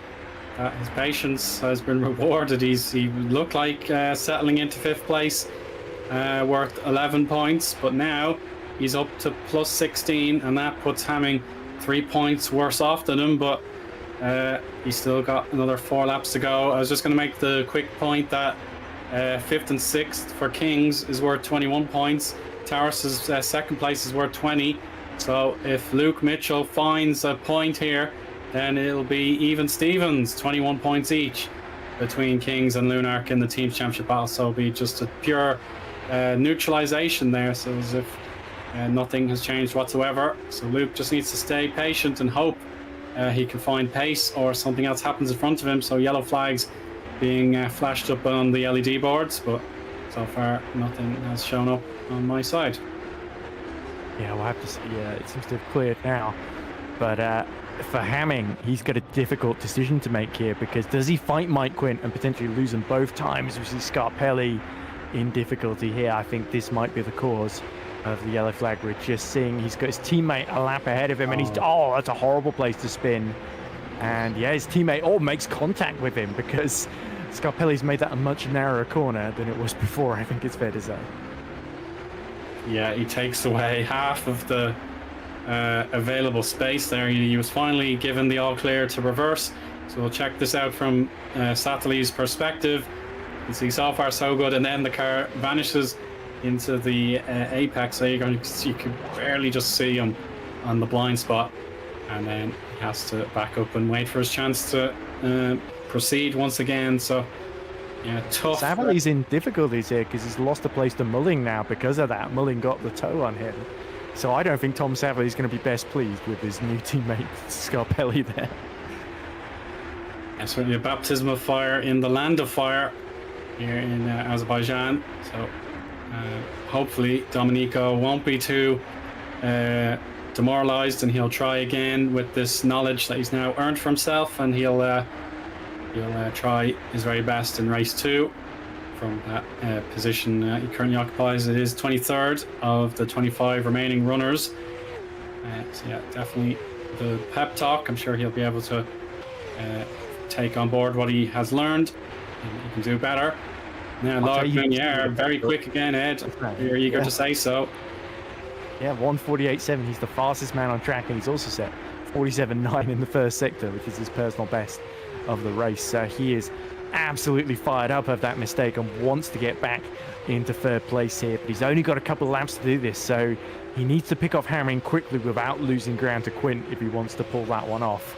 This will be a big ask, and Harmon is going to defend here. Absolutely, he cannot let this position go. Fair enough. It'd be wise not to get in trouble against your championship rival as of right now, but there we go, down the inside line. Loic Mounier into 4th position, So he's earned back one of his lost positions. Now he's got 2 laps to salvage everything that he had conceded with the mistake. Hamming won't be too impressed. He'll want to fight back as soon as possible. But of course, I think he might be impressed actually, but probably not with him, not with his own defense there, because despite having the DRS, he was pretty fair, it must be said. He left plenty of room for Moinier, but he didn't really defend too much going into turn 1. I think maybe because Lloyd was just too far alongside. But yeah, Moinier sets the fastest lap of the race, 1:48.3. He's just absolutely flying, and he's going to certainly, if he can get back up to third, that will more than make up, I think, for the error there. I'm certain Oliver Tarras, of all people, certainly won't blame him, because it means he's got a fairly straightforward run to second now, as long as he can just keep going. 6 seconds behind Simon Frelick. No one's been able to really hold the candle to him so far. As we look at Savally, it could be that Moinier and Savally are looking to size up Quint and Mulling for the final lap, that run to the line respectively. So it is a case that you want to make sure you got the DRS at the right point in the race and not going 1 lap too early, because then you could find the car just breezing back through on the run to the finish line. Yeah, that's it, isn't it? Yeah, that's the fear. If you push too quickly and then you let your opponent have a shot on the start finish straight before you can get them back. Race leader now begins his final lap, so Frelick has the control here. He just needs to get the composure that he's shown all days thus far and put it to action one more time. But yeah, here's Mounier. If he goes for it in this sector, then yeah, definitely Quint has the opportunity to counter-attack. He's gone to duck to the inside. He's not following the slipstream from. He's thinking about later on, I think, as Phylan has got a wonderful run on his. That must be Savally. Oh, and Savally just avoids the inside wall there, and Phylan gets through to 10th, the crucial final reverse grid draw position. So is Tom Savally waiting? Oh, he's in real difficulties there. That car, the steering looks absolutely horrible. So he's absolutely clobbered the wall somewhere.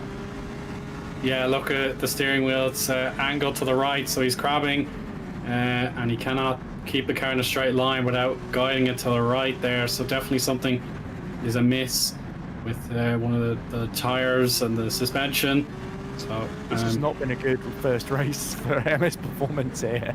I'm afraid not. No, they're losing out badly, and that could be the end of their ambitions to win silverware in their first appearance here in the FS1 category. And now down the start finish straight, we're gonna hang it on now with Frelick to the end. It'll take another 10 seconds or thereabouts, so we'll count it down once he takes the final kink. There we go. So keeping going. No threat of running out of fuel. Szymon Frelick is back on top, and he has Griffon celebrating here in race 1.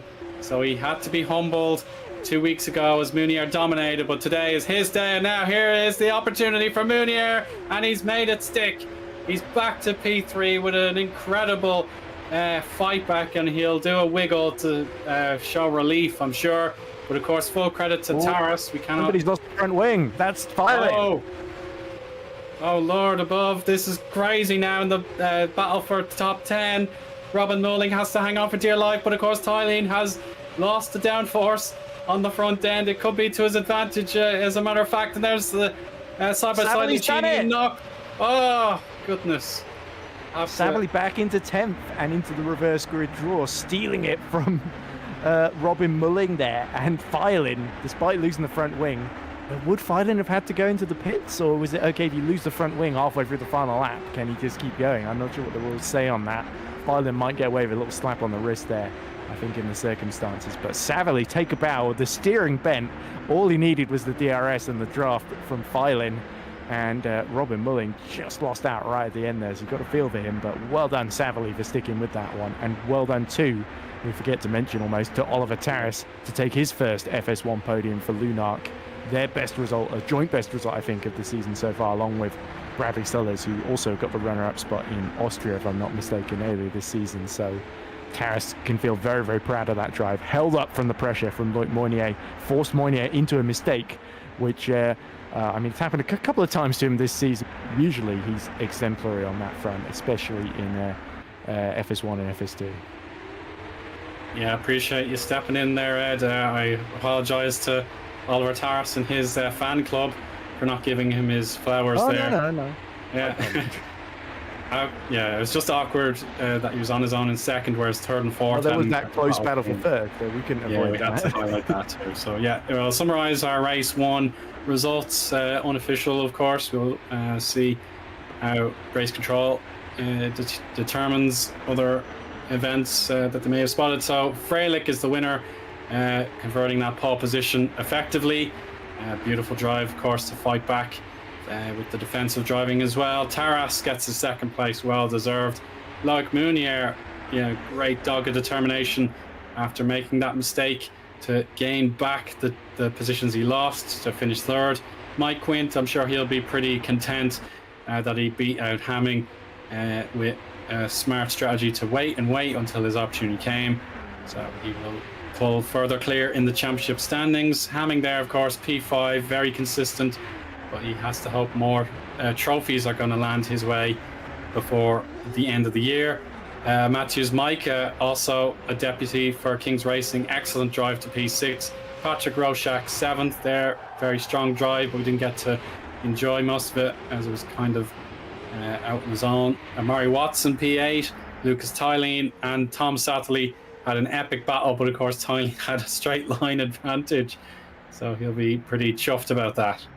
And we've just heard confirmation that Thielen should get away with that, because you are allowed to keep going if you lose the front wing on the final lap, since it would have been unsafe to enter the pit lane and stop suddenly with drivers slipstreaming behind him. Yeah, I totally agree with that. That would be common sense, not to be. That's what Vincent has told me in the rules, apparently. So, yeah, with a lot of drivers who would be eager to contest positions, such as Robin Mooling and Mirko Lucchini. They were close towards the line, as was James Knox, of course. So KKR can be pretty proud with their outcome as well. Harry Smith, another driver that has had tough circumstances with his illness, but he's kept the spirit alive, and he gets 2 points for 14th. Very important for our team's championship leaders. And Menno Clant, P15, getting Multiforce another extra point. Luke Mitchell, I'm afraid, it would have been nice perhaps to keep Kings Racing at bay. It's so close now. I think just a point or two between them. But Mitchell has to settle for 16th and no points. Daniel Scott in 17th, great drive also, but no reward. Matthews Dabrowski had to push when his teammate retired. He was 18th. Owen Hausvik 19th, and David De Vries is P20. And then the drivers got lapped, but still finished. Liam Sweetman, Kurt Rotjarv, and Domenico Scarpelli. Scarpelli made a mistake as well in that tricky turn 7, but he turned it around and got going. But sadly, the drivers 24th and below did not finish the race. So they were Justin van der Smissen, Philip Koenig, Matthew Zabinski, Damir Karatko, Jason Muscat, Massimiliano Raboli, and Federico Russo. That was a terrifying incident for Russo, I think it was. So shame that he had to disconnect, so that was unfortunate. It was Raboli. I'm sure he was terrified, but yeah, he would have been shocked. Yeah, but nevertheless, yeah, that's race one covered. So it's about time we take a quick break, but we'll be right back with news of our reverse grid draw. So stay tuned, everybody.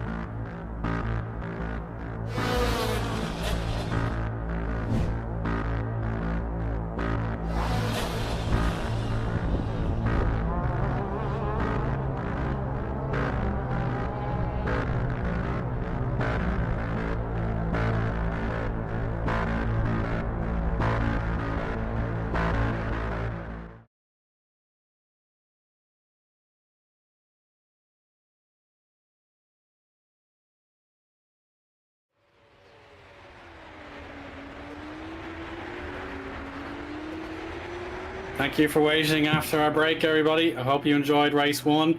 But Ed Hunter and myself, Eoin Harmon, are ready to bring forth another set of exciting action. And we have a complete grid reversal here, because Tom Satterley in that crucial P10 gets the full reward, Ed. So he is on pole.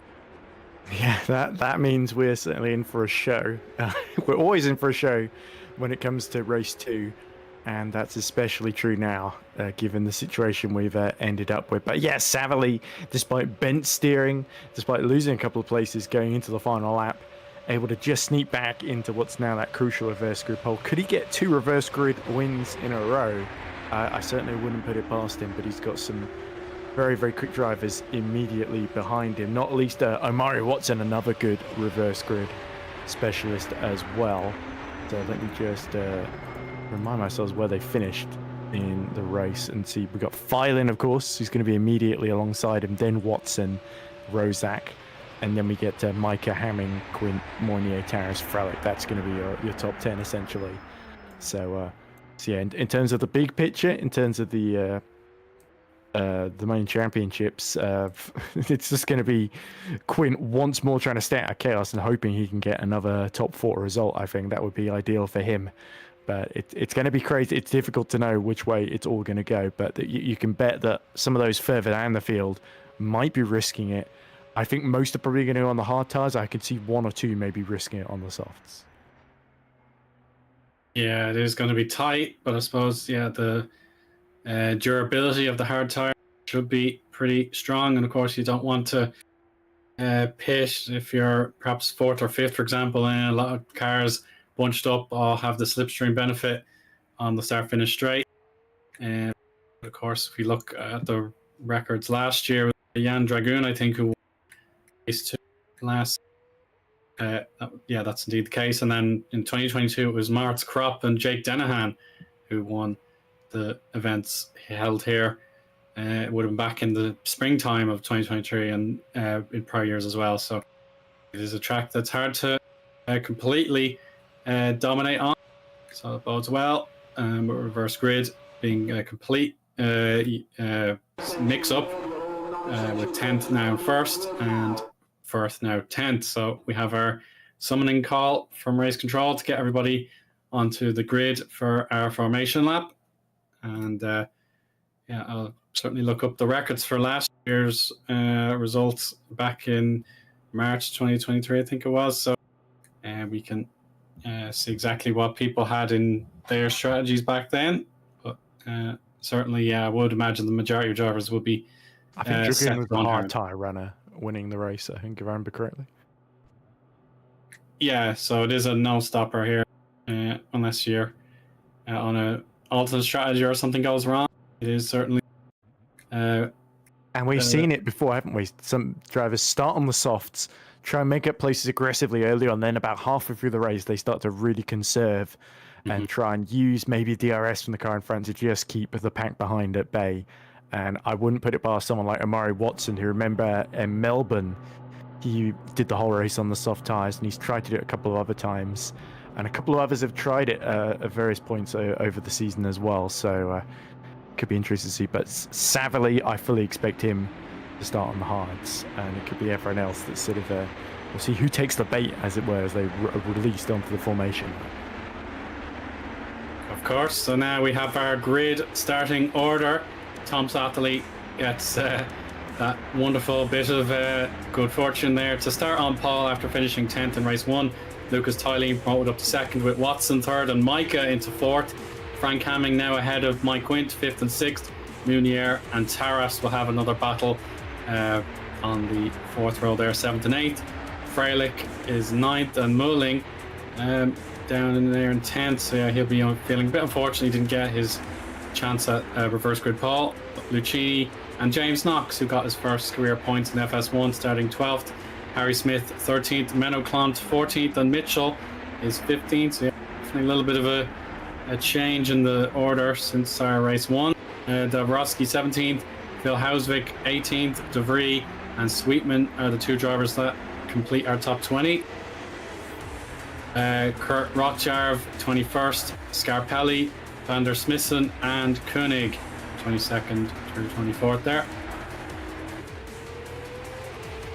Matthew Zabinski and Mir Kratko want to try and finish this race, as will Jason Muscat and Massimiliano Raboli. And Federico Russo, hopefully he is on circuit at the moment. He starts 29th, and then there is one dropout, Ed, so we're not at our perfect turnout of 30 drivers, so we'll need to verify that as best we can. I'm just trying to think who it might be, but I'm not able to pick it out immediately. Oh no, it's not Scarpelli. Scarpelli's there. Sorry, that was my first thought. But Russo, unfortunately, is showing us in the pits, and now showing Scarpelli as well. I need to stop mentioning drivers' names. And now Van der Smissen is showing in the pits too. So is this 3 drivers anticipating a huge pile-up on the first lap here? Or I think Russo might genuinely be in issues because couldn't even try and get to the grid. He's still stuck in the pits. So Scarpelli and Van der Smissen seem to have bailed out of the formation lap quite late there. But yeah, I'll figure out who the missing driver is, and then I'll tell you. But I'm sure somebody in chat has already figured it out. Yeah, be all generous with your knowledge if you have it, chat. So, and we'll try and pick out who it is that's missing. But yeah, our final set of drivers will be picking their grid slot out, and we'll be able to get running. So yeah, a few cars are in pit lane for a pit lane start. Not the worst pit lane to start in, to be honest. You're already quite a way up. I know you won't be released until everyone is already through. So we have our 5 red light. Yeah, here we go, Patrick Roshak, that's the one. Yeah, so away we go. It's the chance for the inside line. It's Federico, sorry, it would be Tylee for the lead. Yeah, he's defended against, but there'll be other cars deep on the inside. Watson, of course. Oh, he's tempted to go for it. Side by side, wheel to wheel. It's going to be a drag race to find out who our true leader is, Ed. Yep, still side by side between Filin and Savily, with Watson buzzing behind. We think Watson has gone for the soft tyre, but Savily and Filin side by side, and it's Filin that takes the lead using the inside through turn 3. Into 4 they go. Round the outside goes Watson, and he locks wheels with Tom Savily, and Savily just wrestles for control. But through goes Micah, and through goes Loic Moynier, and Hamming now tries to squeeze in the middle, and there's no room there, Frank. You have to back out of that one. Oh, dearie me, that is so intense. And it's great news for Kings Racing. They're 3rd and 4th now. Tom Satterley running ragged. Yeah, Tom just really struggling to get things back under control. What a horrible start that's been for him. But luckily, he's got 4 cars in front of him, at least 5 cars, sorry, that he can get a slipstream off of. But he's just understeering. It just looks like maybe almost like he had at the end of the first race, with the steering was looking all sorts of out of whack. And now Filin on the harder tyres. He's really got to hope that Watson has to come into the pits at some point, because he is flying on those soft tyres. Yeah, so indeed, Patrick Roshak missing with internet issues, so it is a benefit to those drivers who finished behind him and would have been in reverse grid order. So Robin Mulling, for example, he actually started 10th instead of his scheduled 11th, but he's actually back down to 11th. But now here's Amari Watson. He wants the race lead, and his first shot of DRS may be conceded as he wants the race lead right now. And he's got the inside, of course. Micah just trying to peep in and have a look. So Amari Watson is our third leader now, and Micah on the inside as Tylene was a bit loose into turn 1. Yeah, that's the problem. You're never quite sure where to brake at the end of the first lap. Especially you've got that overspeed. You see Quint and Savily going side by side. Mike Quint gets up to 6th position. At least he's got the inside for turn 3 that's incoming rapidly, and Frelick is behind both of them. So Simon Frelick and Oliver Taras have sort of just been waiting, picking their moment. Savily goes a little bit wide. Will Frelick get a chance around the outside? No, he will not. Savily is sick and tired of losing positions. He wants to fight back here, and who can blame him? But for Omari Watson, this is gone absolutely perfectly from third on the grid, past Tom Savily, past Luca Filin, and now potentially the threat could even be Micah, who has muscled his way up to second then, as Moinier is fighting away with Filin now as well, so he's going to get slipstream and DRS crucially to help him keep Frank Hamming behind. Yeah, that's the crucial job for Mounier, to keep everyone behind. The championship contenders that are participating this evening, they are right behind the Frenchman here, and yeah, it's going to be super intense now with the first real shot at DRS on the start finish straight. So Frank Hamming doesn't want to finish 5th again if he can improve upon that, of course, to get closer to a race victory. And he's absolutely bursting in the seams to get. He really wants to get another win after Canada. Race 2 was his only winner's trophy in 2024. So here we go. We'll have his chance, and perhaps the further detriment here for Tylene. He's got the outside line. He's got quicker cars, and he's at risk of going down to flip. He's going to fight back. Yes, exactly. Yeah, he's fighting back with everything he's got. Unfortunately, Hamming has taken it away from him. So yeah, soft tires on board the HGP car, and of course Amari Watson as well in the race lead has softs himself. Yeah, I'm surprised Mike Quint went for the softs as well. He's catching up to this battle rapidly, and to Filin, yeah, he's just sort of creating a big hole in the air for the drivers behind to use at the moment, which is unlucky for him. But yeah, we got Quint and Frelick both on the softs, which is a fearsome combination, and Watson is just continuing to make haze. Oh, out of nowhere comes Mike Quint, diving up the inside into 6 and 7 there, and Filin could do nothing to stop that one. Mike Quint is a man on a mission to just extend that championship lead as much as possible, and now Frelick will have to wait in behind at the castle section while Quint sprints away. And this has to be really concerning for Frelick, at least in the early doors. He can definitely make up time and positions later on in the race, but not make up the same ground that the others, that other winning drivers have done so far. That will definitely cause him a bit of concern. But yeah, his main job is just to keep it clean for another 1 or 2 laps, and then with the field spread, he should be able to use his exceptional pace to make up that ground.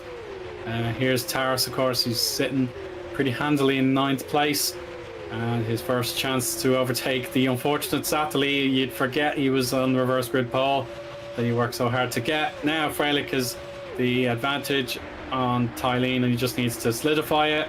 Maybe Tylene wants to fight back, but yeah, you may as well wait. And Taras has got a little bit too deep there, avoiding the wall, and thankfully Mulling didn't make the same mistake. Yeah, you see Taras, unlike Frelick, he's sort of on the harder tires, and again he sort of understeers almost and uses the wall to correct slightly there. So it's not so easy when you're following other cars. Taras sort of, once Frelick got away in race 1, he had plenty of clean air in front of him. It was mainly Moinier behind that he was more concerned about much of the race. But now in the middle of the pack, he's discovering here at Baku it can be very complicated trying to hold and gain positions indeed. But yes, up front, Omari Watson. The reason, by the way, why he's constantly setting fastest laps of the race and trying to push those softs as best he can is because Micah, it keeps getting a fabulous tow down the start-finish straight. He's still about 7 tenths behind him as well. So Watson has got no option but to push these tyres. And the more he does, the more likely it is that he won't be able to get them to the end in decent condition. So Micah using the hards to his advantage here, and he's still got 1.5 seconds to Moynier as well. So yeah, the two Kings cars working really, really well, with Moynier holding off the soft shod Frank Hamming. That's it. Yeah, really, really precious to have the ability to double up and make sure these drivers that are of enormous quality but don't have their own teammates close to hand, with Muscat and Clance respectively. They're trying their best in the lower half of the field there. 15th for Clance and 18th for Muscat, but here's Hamming on board, trying to hang on in there. 313 kilometers per hour top speed before he has to slam on the brakes and slow it right down. James Knox has a three-way battle right by him now. Tap of the wheel there. That's Harry Smith trying to poke his way in the defense, but yeah, James Knox is through. That was an overtake for position, and of course on board with Luke Mitchell, he wanted a piece of that action as well. Oh, I think Luke lost 2 places there. Knox got through, and then Smith decided he wanted to sneak through as well. And so Mitchell now has got to wait to start. All 3 of them on the hard tyre, of course, so it's very, very evenly matched. There's some issue up ahead, I think. Yellow flag in the first sector. Nothing obvious is appearing on the timing tower, so could have just been a small mistake. We'll double check like the anybody's replay. done a lap down, so it can't be anything too major. Oh, here's Van der Smith in. We're about to see Justin in more difficulties for the second race in a row. Into turn 1 he goes.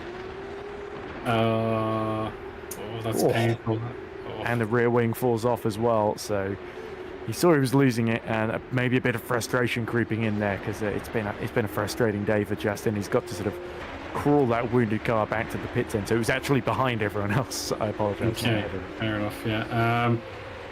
The Pixelate cars both retired earlier on, so no finishes for them today. So and 4 Prix is out as well, so VMS have got 1 car, it's wounded, and it's got no rear wing. Yeah, so VMS also struggling today, and then Philip Koenig out as well.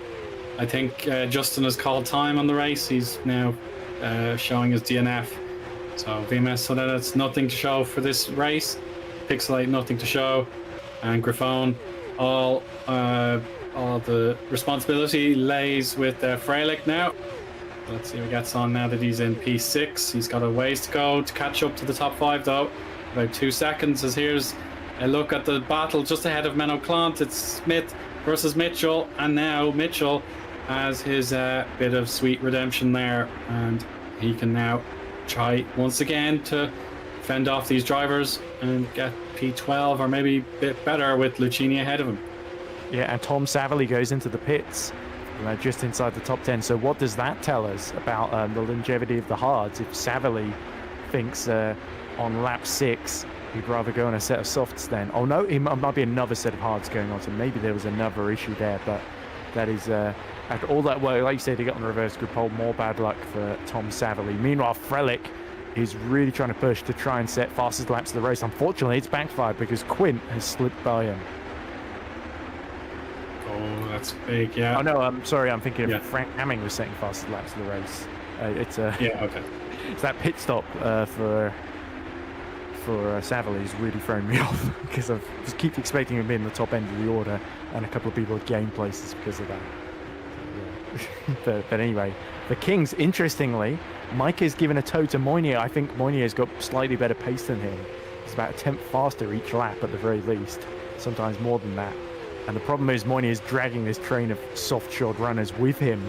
So Micah, if he lets Moynier through, he could be in a very, very tricky position, like he was in race 1, where he ended up being stuck behind Patrick Rozak.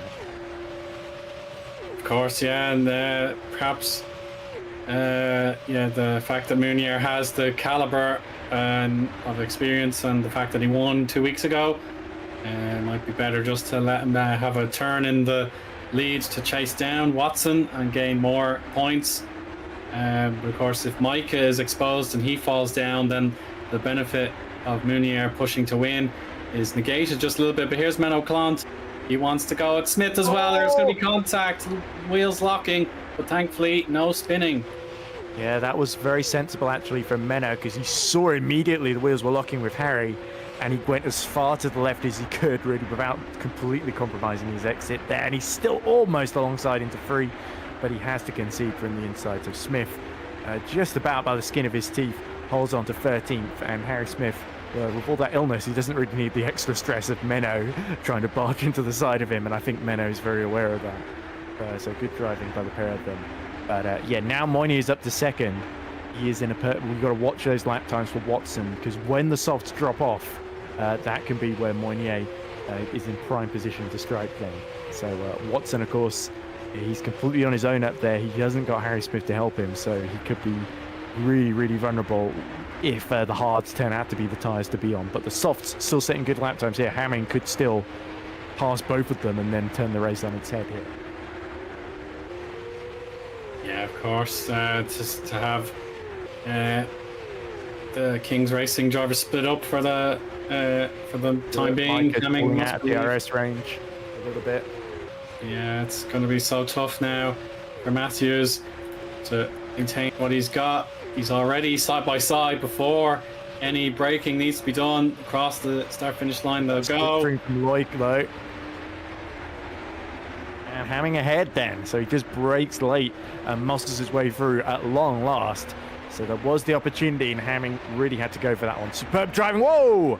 And that looks like Knox in trouble and just avoiding the wall there as Mulling fights away with Luca Fila and his teammate. Thank goodness there for KKR.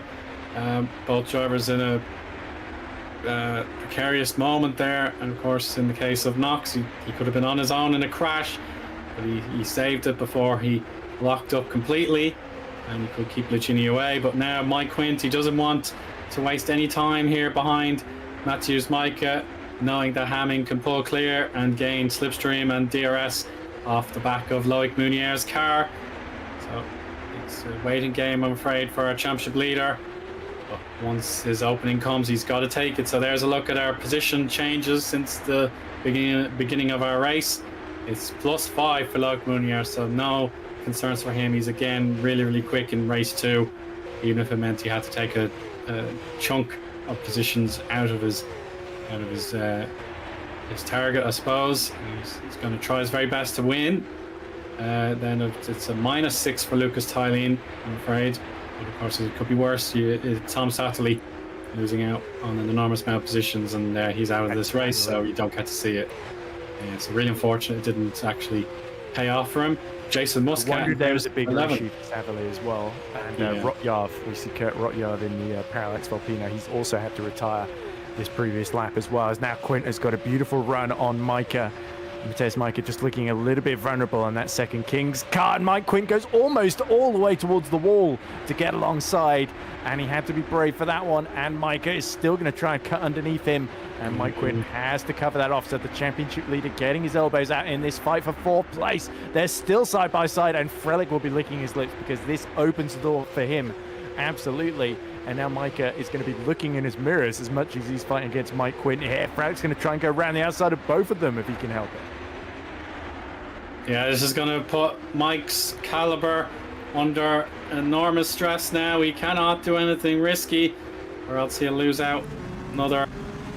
Look at the gap to Hamming now, because once they get to the start finish straight, Micah and Frelick could swing back through with the DRS.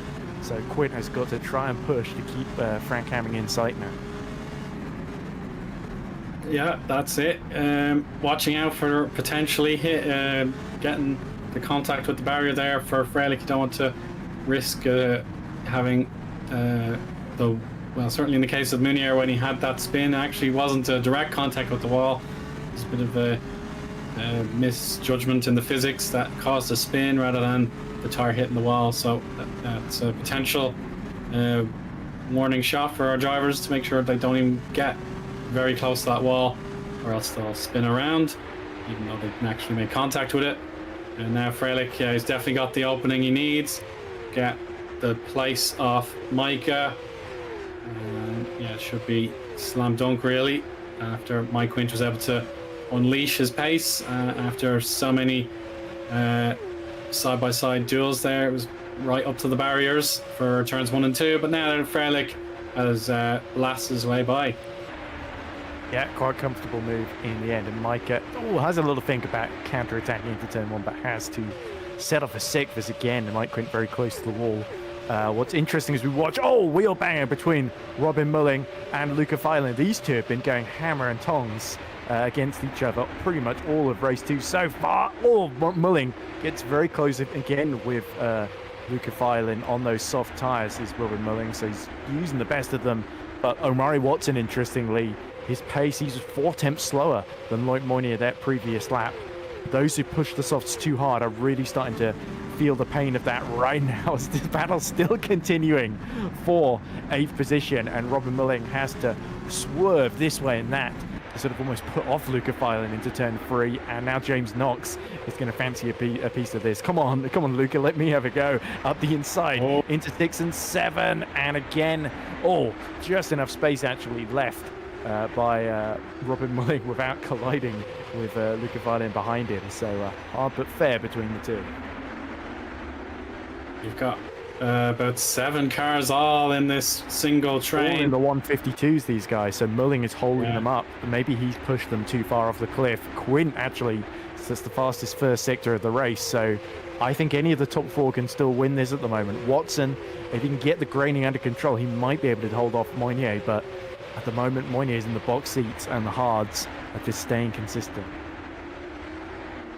Yeah, of course. And now with DRS going to be available to Mounier, it'll be really, really challenging for Watson to stay in his race lead. A bit of respite here for Mulling. He's pulled another 2/10 or thereabouts clear before Tylene gets to fight right back. We'll get on board with Luke Mitchell, who's following the Alpha Delta of Lucchini very, very closely indeed. And let's see, a pull to the inside. He has the respect from his opponent there, making sure he didn't put him in the barrier, but I've cursed it. He actually nudged him into the wall, and it's a chance for P13 Harry Smith to have a go, and he'll take it with the plum. So that's so unlucky. It looked like Lucchini could give enough space to take the apex properly, but now there was contact.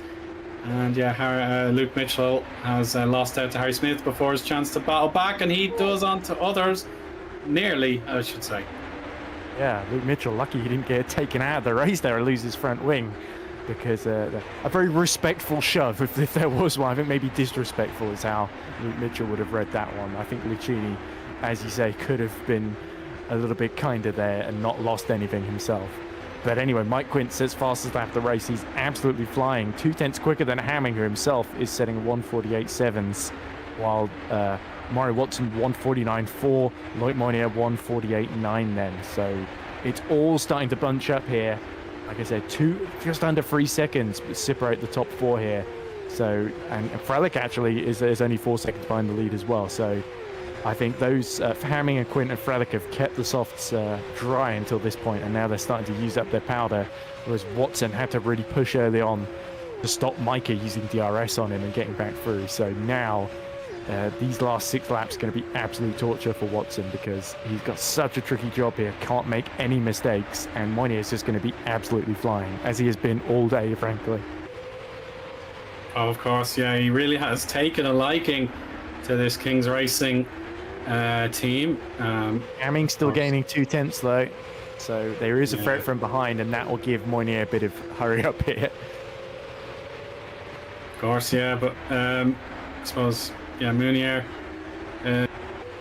keeping it solid in the 149s. That's roughly the appropriate pace that you would have expected from the race 1 when they had more fuel, but then of course they were forced to change tires for the sake of... a bit unhappy, weaving behind Harry Smith.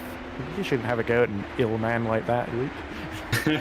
Yeah, picking on the sick patient today, but doing pretty well for a sick. Yeah, it's some going. It will be bragging rights, I'm sure, if Harry can take this 11th place or thereabouts, and Luke Mitchell finishes behind, despite Harry Smith not feeling 100% by any means.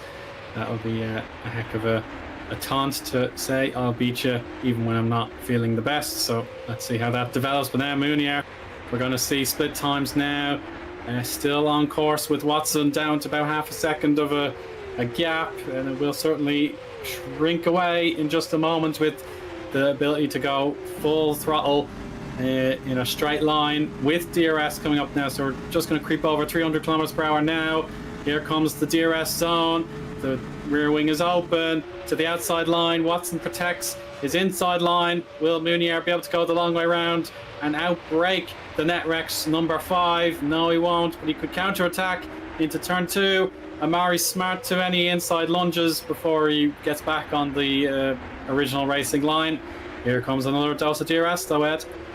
Yeah, he had to brake quite late into turn 1 there. You could tell he was almost instinctively immediately trying to get defensive by just covering off the middle of the road there.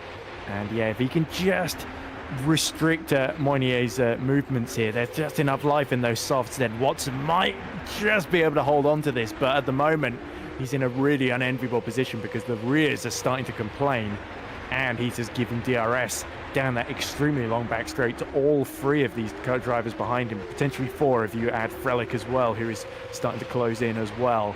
And this is not ideal for Moinier because he could just get jumped in the queue here if he can't pass Watson quickly as they all bunch together into the castle section.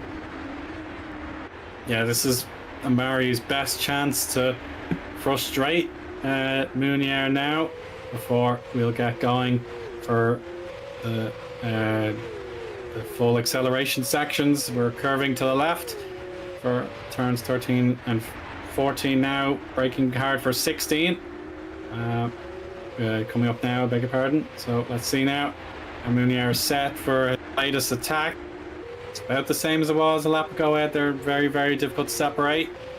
Yeah, and of course, good exit for Watson though, onto that turn 16.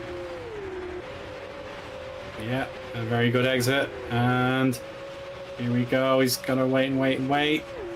Now he can open the DRS, and Watson goes to the outside line this time before weaving back and forth across to make sure there's no obvious place for Munier to pick and strike. And Hamming and Quint just have to watch and try and contemplate what they can do towards the end of the race. It's not the right time for Hamming, Quint, or indeed Frelick to go for something wild and tricky, but yeah, certainly in a lap or two's time they've got to think of it and think of what Tom Satterley did, and of course Munier himself, to use the DRS at the very end rather than through the gap between turns 2 and 3. So the last start-finish straight is the place to be at. Yeah, as Mike Quint just absolutely clobbers the curves. He's taking loads of risks in this race too. And I guess when you're the championship leader, you either get very, very defensive or you just absolutely go for it. And it's one of the two at least in late phases of the season. Micah was in the middle of this fight. Let's not forget, he's now 5 seconds behind. And he's got Taras about 2 seconds behind him as well. Bad news for rookie monsters because Robin Mulling, who was right in the middle of at the end of that top 10 fight and well in the points, he is out of the race. So I assume Robin has crashed as. Look at how much Frank Hamming is hanging the rear out as they escape the castle section and go on the long run for 14 and 15. Yeah, that's awful luck for Mulling. All his efforts are not going to provide any points bounty for him today, so he'll have to try again 2 weeks' time. Terrible exit for Mike Quint because he just got completely on the curb there. That's a shame. And now Hamming is going to have a go at Moinier here. So I think Watson is doing enough right now. And if Hamming and Moinier just fight each other, he might be able to hold on. In fact, the exit was so bad that here comes Frelick. Then he will take advantage and nip ahead of Mike Quint in the queue, which again, not a disaster for Mike Quint, but just shows how much he's pushing, and maybe even he is starting to run out of soft tires here. So again, Moinier is just still relying that all these drivers will fall off the cliff as long as it doesn't hit the back of Amari Watson into turn 2 there, which he very nearly did. Yeah, with 3 laps to go, you cannot risk hitting a barrier or another driver with the vulnerable front wings, for example. So yeah, it's a game of chess at the moment. Nobody wants to unleash their rear guard to go for the win here in this 5-car train. It's Munier who perhaps has to make the first attack against Watson for victory. But of course, Hamming will be the first to pick up any scraps if these two have a disagreement, or if someone loses control, for example. So let's see what's now. He's got great traction there out of turn 12s now for the left-handers, just to keep the pedal to the metal now through 14 and 15. Here they go. Let's see who's got the best of it. Oh, bit of a tap of the wall there for Hamming. That won't help him. So it's definitely Munier's chance, Ed. I believe the ball's in his court. Yeah, I love how everyone else drifted wide and just tapped the wall, whereas Mike Quint did a lovely freewheel drift, essentially, which is not going to help the tyres whatsoever. But the battle continues, and Moynier again gets close. Now he's pulled a bit of a gap to Hamming.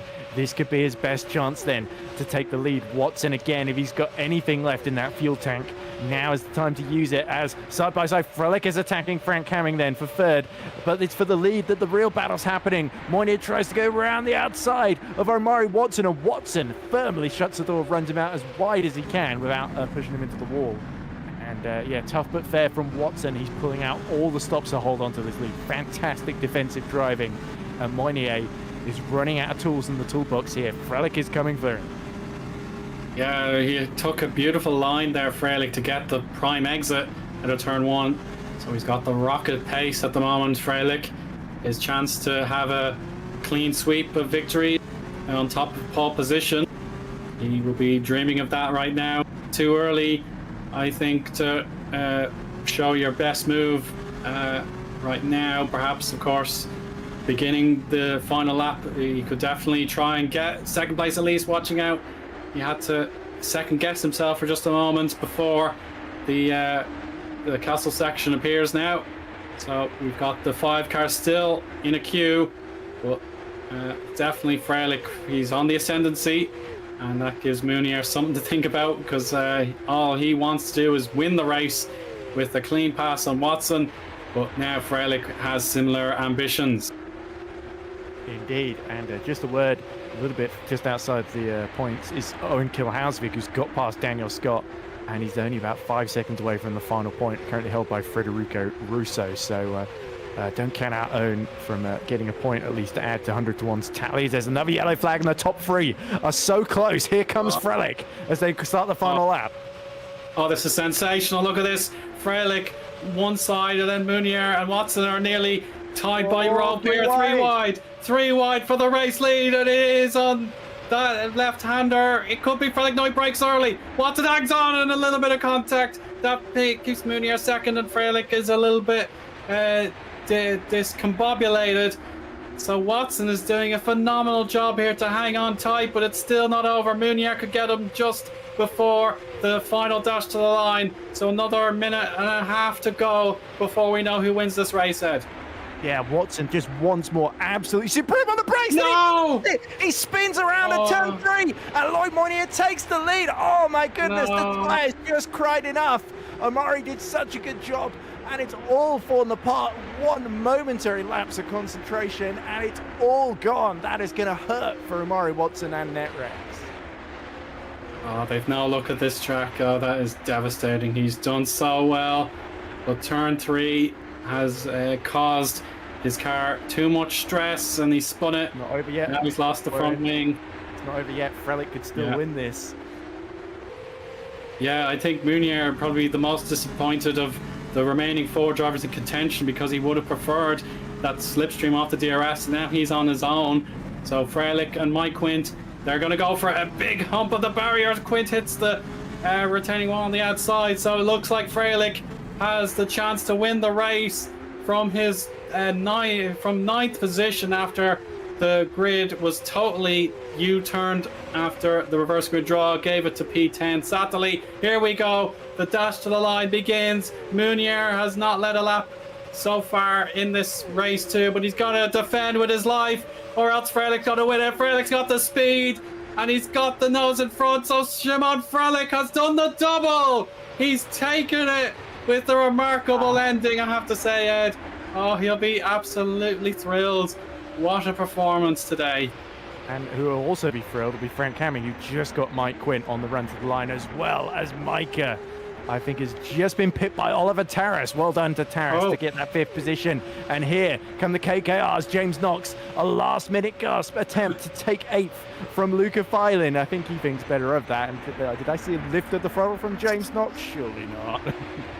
Well, it's definitely a great photo opportunity for KKR to have the 2 cars side by side, pretty much to the line. But great race for James Knox, it must be said. Yeah, absolutely brilliant for James. Best finish P9. But you've got to feel for Amari Watson there, because he did such a great job, and just half a mile from home, it all just went around on him in one instant there. And you got to say that's so indicative of his season. Some amazing driving, but time after time it seems Watson doesn't always quite get the result he deserves. I think Loic knew he would have struggled to get ahead of Watson there, because he was just not only quick in a straight line, but his braking, he was always able to brake later than everyone else, no matter what it seemed. But Frelick, I think you got to say fair and square the winner. I thought when they went 3 wide, he had the inside there as well. Yeah, it was strange that Frelick did have advantage as lap 17 began, but he elected not to go for it, and it was the right move. So his patience was absolutely rewarded. He could have known that, Owen. No, well, we'll discuss it. Was he being patient or whatever was on his mind? But yeah, it worked out. And unfortunately, commiserations to Loic Mounier. He tried everything in his skill set to try and win the race. And when the opportunity arose, he had Watson out of the way. It was just the wrong place, the wrong time, as Frelick could get him on the finish straight. Frank Hamming, though, gets his podium in the end. So great drive for him. Mike Quint, more consistent points that'll get him further, or closer and closer, I should say, to our championship trophy at the end of the year. And then certainly the people's champion today, Oliver Taras, gets P5. So an excellent series of results for him today. Matthews Micah giving Kings Racing a lot to celebrate as well. So their battle with Lunark is going to heat up superbly as the season closes. And of course, commiserations to Amari Watson. He had the lead for so long, and unfortunately that soft tire strategy didn't go the way he wanted to at turn 3 with the spin. Tylene and Knox working together to cross the line, 8th and 9th for Kaizen Kota Racing. And there's Luke Mitchell. He gets his points after all with P10. Mirko Lucchini, Harry Smith, Matthews Dabrowski, Menno Clonton. There he is, 100-1 on Phil Hausvik. Scores a championship point in the end there. So well done to all those drivers for completing a point-scoring finish. Unlucky for Federico Russo there. I think he started in pit lane and he ends up 16th. Daniel Scott, again, rookie monsters. They'll be feeling a little bit disappointed. They couldn't quite get Daniel Scott. And indeed, of course, it was unfortunate for, where is he? Robin Mulling. Yeah, so we'll discuss Mulling. So unlucky there for Team Rookie Monsters. Muscat, Scarpelli, and Zabinski are the top 20 drivers. Yeah, a lot of DNFs now. It was, of course, Zabinski to start with, but we've also got Mulling, as I say, out of the race. Sweetman, Rotjarv, Satterley, the VMS and then its pair, Van der Smissen and De Vries. Koenig there for Griffon, so not quite joyful for him, but certainly he'll be pleased for his teammate. And then Pixelate, no finishing at all for them today. Double DNFs in both races, with Raboli and Karatko not able to make an impression whatsoever. So really unfortunate there, I'd have to say. Yeah, they're going to feel pretty gutted after that one. I know Demir certainly needed a little bit of cheering up, but these things happen. I know Rabolu as well was also basically saying, "Oh, I don't know, this was a bit pointless." I think was what he said in the chat. So I think commiserations to him. I think Pixelate, there's certainly no reason to give up though. There are some good drivers in that team, and I think if the likes of Isaac Clark and what was his teammate's name? I can't remember what his teammate, the South African guy. Abler, Jonas Abler. Jonas Abler, yes. If Abler and Clark, or at least one of them, get back in the car, then maybe they've got a chance to at least salvage their season a little bit. But yeah, I'd also got a feel for Tom Savley starting on pole. I think there was maybe a hardware or some sort of bigger issue that was affecting him there, because he just seemed so much slower than everyone else, even though I think he was on the hard tyres. So does explain some, but not all of his issues, and especially not why he had to come into the pits there. But yeah, a hectic, frantic race 2, as we expected at Baku, let's be honest. But I don't think we expected a five-way fight for the win at any point, and it seemed that's what we got at the end. And a heartbreak, drama, and a double winner in the form of Simon Frelick. So that's win number 7 for him this season. Yeah, absolutely superb driving for him once again. And yeah, he's eager to have a chat. I don't blame him because it's one of his great evening performances. Is he the only one happy enough to talk to us? Yeah, we'll certainly let the interview room build up for another minute or so, Ed, just so we have a multitude of options to pick from in a specified order, I suppose. But yeah, there's the 100-to-1 car in the thumbnail, the number 91. So yeah, bit of joy for them with Kvil getting another point for the team. So yeah, that was great, but it was unfortunate for Sweetman. Russo on that final lap, but he was like 5 seconds massive. down as well. He must have had a great finish. Kil Hausvik then, or Russo hit trouble, which is also quite likely given how up and down things were. Yeah, so we definitely have drivers who've got stories to tell in our interview room, but we'll get the winner of both race 1 and race 2 in for a chat first. So Simon Frelick, let's get him in for a chat. Hi, Simon, can you hear us? Yes, I can hear you. Super stuff. So much congratulations to you for a perfect evening's performances.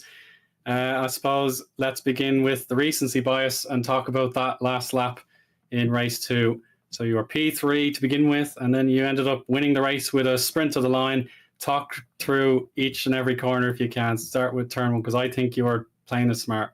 Was that the actual trick? The whole race, I was underdriving the car basically. I was just saving as much tire as I can. I saw the people in front. They were going like 3 times quicker than me, 4 times quicker. I was like, okay, are they pushing too hard? So I just kept underdriving the car, and then there was still people on the hards dropping back, and that was slowing the pack ahead up. So in the end, I had fresher tires and didn't really lose that much time. And yeah, in the final laps, it was just like one by one taking them through, because they were just sliding on the exit of the final actual corner.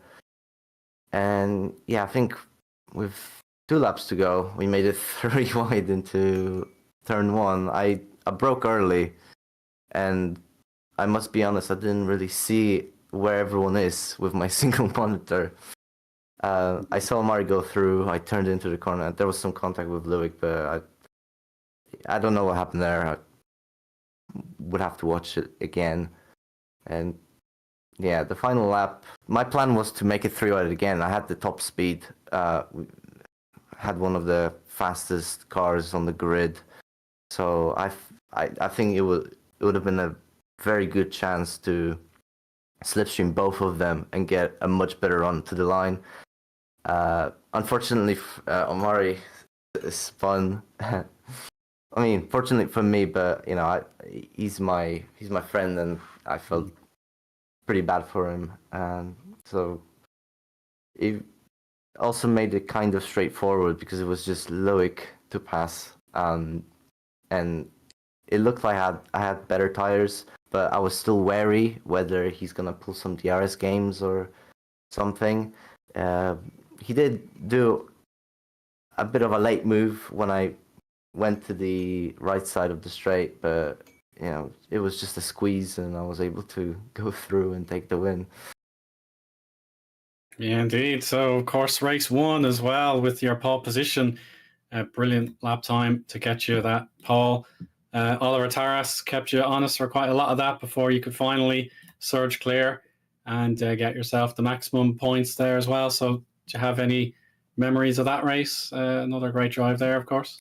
My memory is that my quality lap was, well, I wasn't happy with it. It was pretty bad.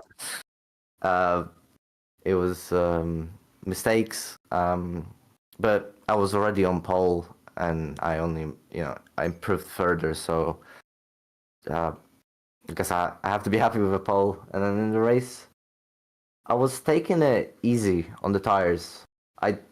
I tried not to slide too much. Well, sometimes that didn't happen. Sometimes I slid, but yeah, Oliver looked very quick. I thought he was over pushing it. I thought, on lap 7 he'll drop back because the tires will be overheated. But no, he kept at it, and I think that was part of his plan to undercut on lap 11. I kept my tires in check to be able to go 2 more laps, and I heard info from an engineer that Oliver's in a train, so that's why I went 2 laps longer, and yeah, in the end, came out just ahead of him. That was perfectly timed. But unfortunately for me, I had his teammate ahead of me, and that was some Perez defense, and just led us through right for the straight. But that wasn't enough for Oliver to overtake me, and I just kept going my pace, and the gap just kept rising and rising, and took the win. Ed, any thoughts on your end? Ooh, I think we've probably covered everything, but yeah, certainly in that first race, Taras, we were also surprised he was able to stick with you for so long, but I guess that's 7 wins so far this season, Simon, which I think is more than anyone else. Even Mike, I think, has only taken 4 wins, which is almost about half of what you've done. Same with Victor as well, I think, has taken 5 wins. So... And it's the second weekend, the second event this season where you've won both races. You did the same in Austria as well.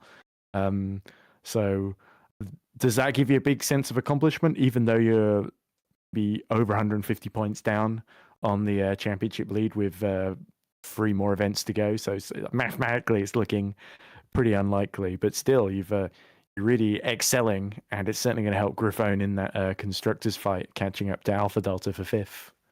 Yeah, certainly. I am happy to win both races. It's not hard. It's not easy. It's not easy. What you're about to say is not hard. Yeah. What have you been watching? That's my English. Not being up to par, and just my mind threw one word when I'm supposed to say the other one. Happens the best of us, don't worry. Yeah, it's not easy to win both races because, well, race 1, maybe you are quicker than everyone and you can, just go start to finish. But race 2, and today with P10 reverse pole, that's like the worst it could have been. Yeah, it's a lot of strategizing, when to pass, how to pass, what to do with the tires. This time, you can see that there was a lot more people on the softs, unlike Austria. People being on hards is what made Austria race 2 win easier, but here, everyone was on the same. Well, most people. I think Loic was on hards, and he was. Loic was the only one in the top 5 on hards, I think. Yeah, and some other people that started ahead of me were on hard, so it was much tougher. It was much tougher to get through, but luckily my straight line speed helped me with that. Yeah, indeed. I suppose, the target now is to get prepared for Marina Bay and see what lies in store for you, Shaman. So I suppose, best of luck with your preparation, and hope to see you there. Thank you. Yeah, much appreciated for your time. I suppose between Loic and Oliver both come forward. I suppose Loic has some excellent stories to tell. So do you want to hear from Loic first? Okay, let's do Loic. Let's keep Oliver waiting. He won't mind. I hope not. Well, yeah. Hi, Loic. Can you hear us? Hello, yes. All right. Well, I have to say, commiserations, I suppose, that this evening was not quite your day, I'm afraid. Particularly race 2, you were in the head-to-head fight with Freilich, and he got you on the drag race. So, how do you feel race 2 went for you? Race 2 was probably a bit safer because there was no pit stop, just looking after my tires and trying to hold pace with the soft runners who For me, the soft would never make 17 laps on good pace. Only Frelick proved me wrong. But by the He has a time, habit of doing that. but by the time there was this crossover where the hard starting to be faster, with the people that was around, I tried to make get the move ahead, and hopefully I would keep Homari behind me on DRS because he seemed to struggle on his soft. But if I could give him DRS, he wouldn't be able to be passed by anybody else, and so I would have a cushion to keep my lead. But unfortunately, it didn't go this way, and in the last lap, he lost it. So that didn't give me any defense whatsoever against Frelick at the end, and he passed me on the very last moment. I'm not gonna say ifs and ifs. It just he got lucky this time. Yeah, I suppose, but also the very unfortunate circumstances in race one as well. Like myself and Ed, we were watching your onboard at the time, and we assumed by pure, I suppose, logic that you hit the wall. But replays show is a bit of a disconnect between the physics and what actually happened. So you were launched into a spin despite not hitting the wall. In the replays, If he didn't hit the wall, it was very, very close. yeah, it was really close, but technically the replay show he never hit the wall and it shouldn't have been a spin. But talk about your mindset to claw your way back up to the podium in a remarkable ending. Well, I hit the wall. I was like, well, hopefully I'm not in the very middle. So I kicked first gear and throttle, so I could do a complete spin and be parallel to the racing line and not perpendicular, which would have been problematic. And then I tried the J turn, just letting Quint and Rorschach through, if that's him. I'm sorry if that was someone else. It was Hamming and Quint. Hamming, Yeah. So I just tried to let them through, then I do my J turn and I come back, and I did not expect to still have pace to come back at them at all, because I thought the tire was completely cooked. So I just took it progressively faster, you know, in karting, just like the first couple of laps when you let the pressure come and the temp come. And magically I just have pace, I don't know. But that was very nice to have a podium out of this. And probably gonna do a nice clip for my YouTube channel. And you timed it well. We spotted that you deliberately didn't overtake Mike on the penultimate lap. You did it on the run to the line on the final lap so that he couldn't get DRS and retaliate. So there was a bit of strategy there as well. It wasn't just hot-headed, I'm going to get revenge for how redeem myself for what happened. It was you kept a very, very clear head. You can say strategy. I just genuinely struggled in dirty air because I didn't practice that, and I drove in the race with lower wings that I practice with. I saw everybody going much faster than the straights, and I was like, well, I only have one choice here, and good luck in the race, I guess. The car. Well, I'll say one thing: like, you're the only person I've seen that go backwards down the track and then finish on the podium. So that's the first time I've ever seen that in FS1. So well done on that front. Just wait super lights, you'll see Leho doing it. I think when Alex does that, it tends to end differently. But oh, he's so much better this year. No.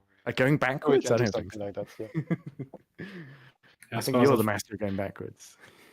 I suppose a final question from me, like you're probably already a Kings Racing icon for delivering them an FS1 victory in the pure domination. You got the Grand Chelem.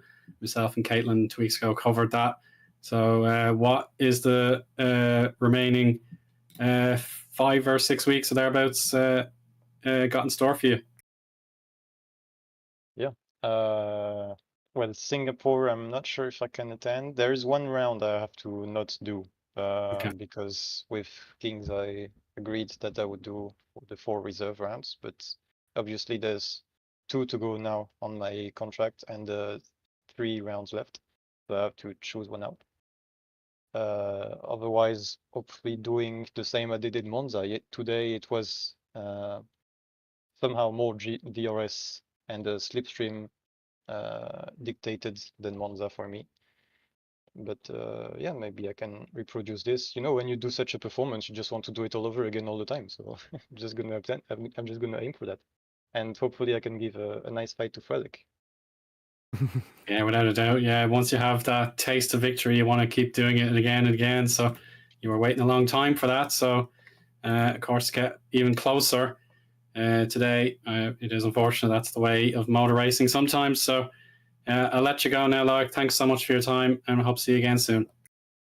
Thank you. See you soon. Cheers, Bye. Loic. Now, Oliver has been waiting his turn to celebrate and discuss his great performances today. So let's hear from Oliver Taras. Hi, Oliver. Can you hear us? Yep. Hello.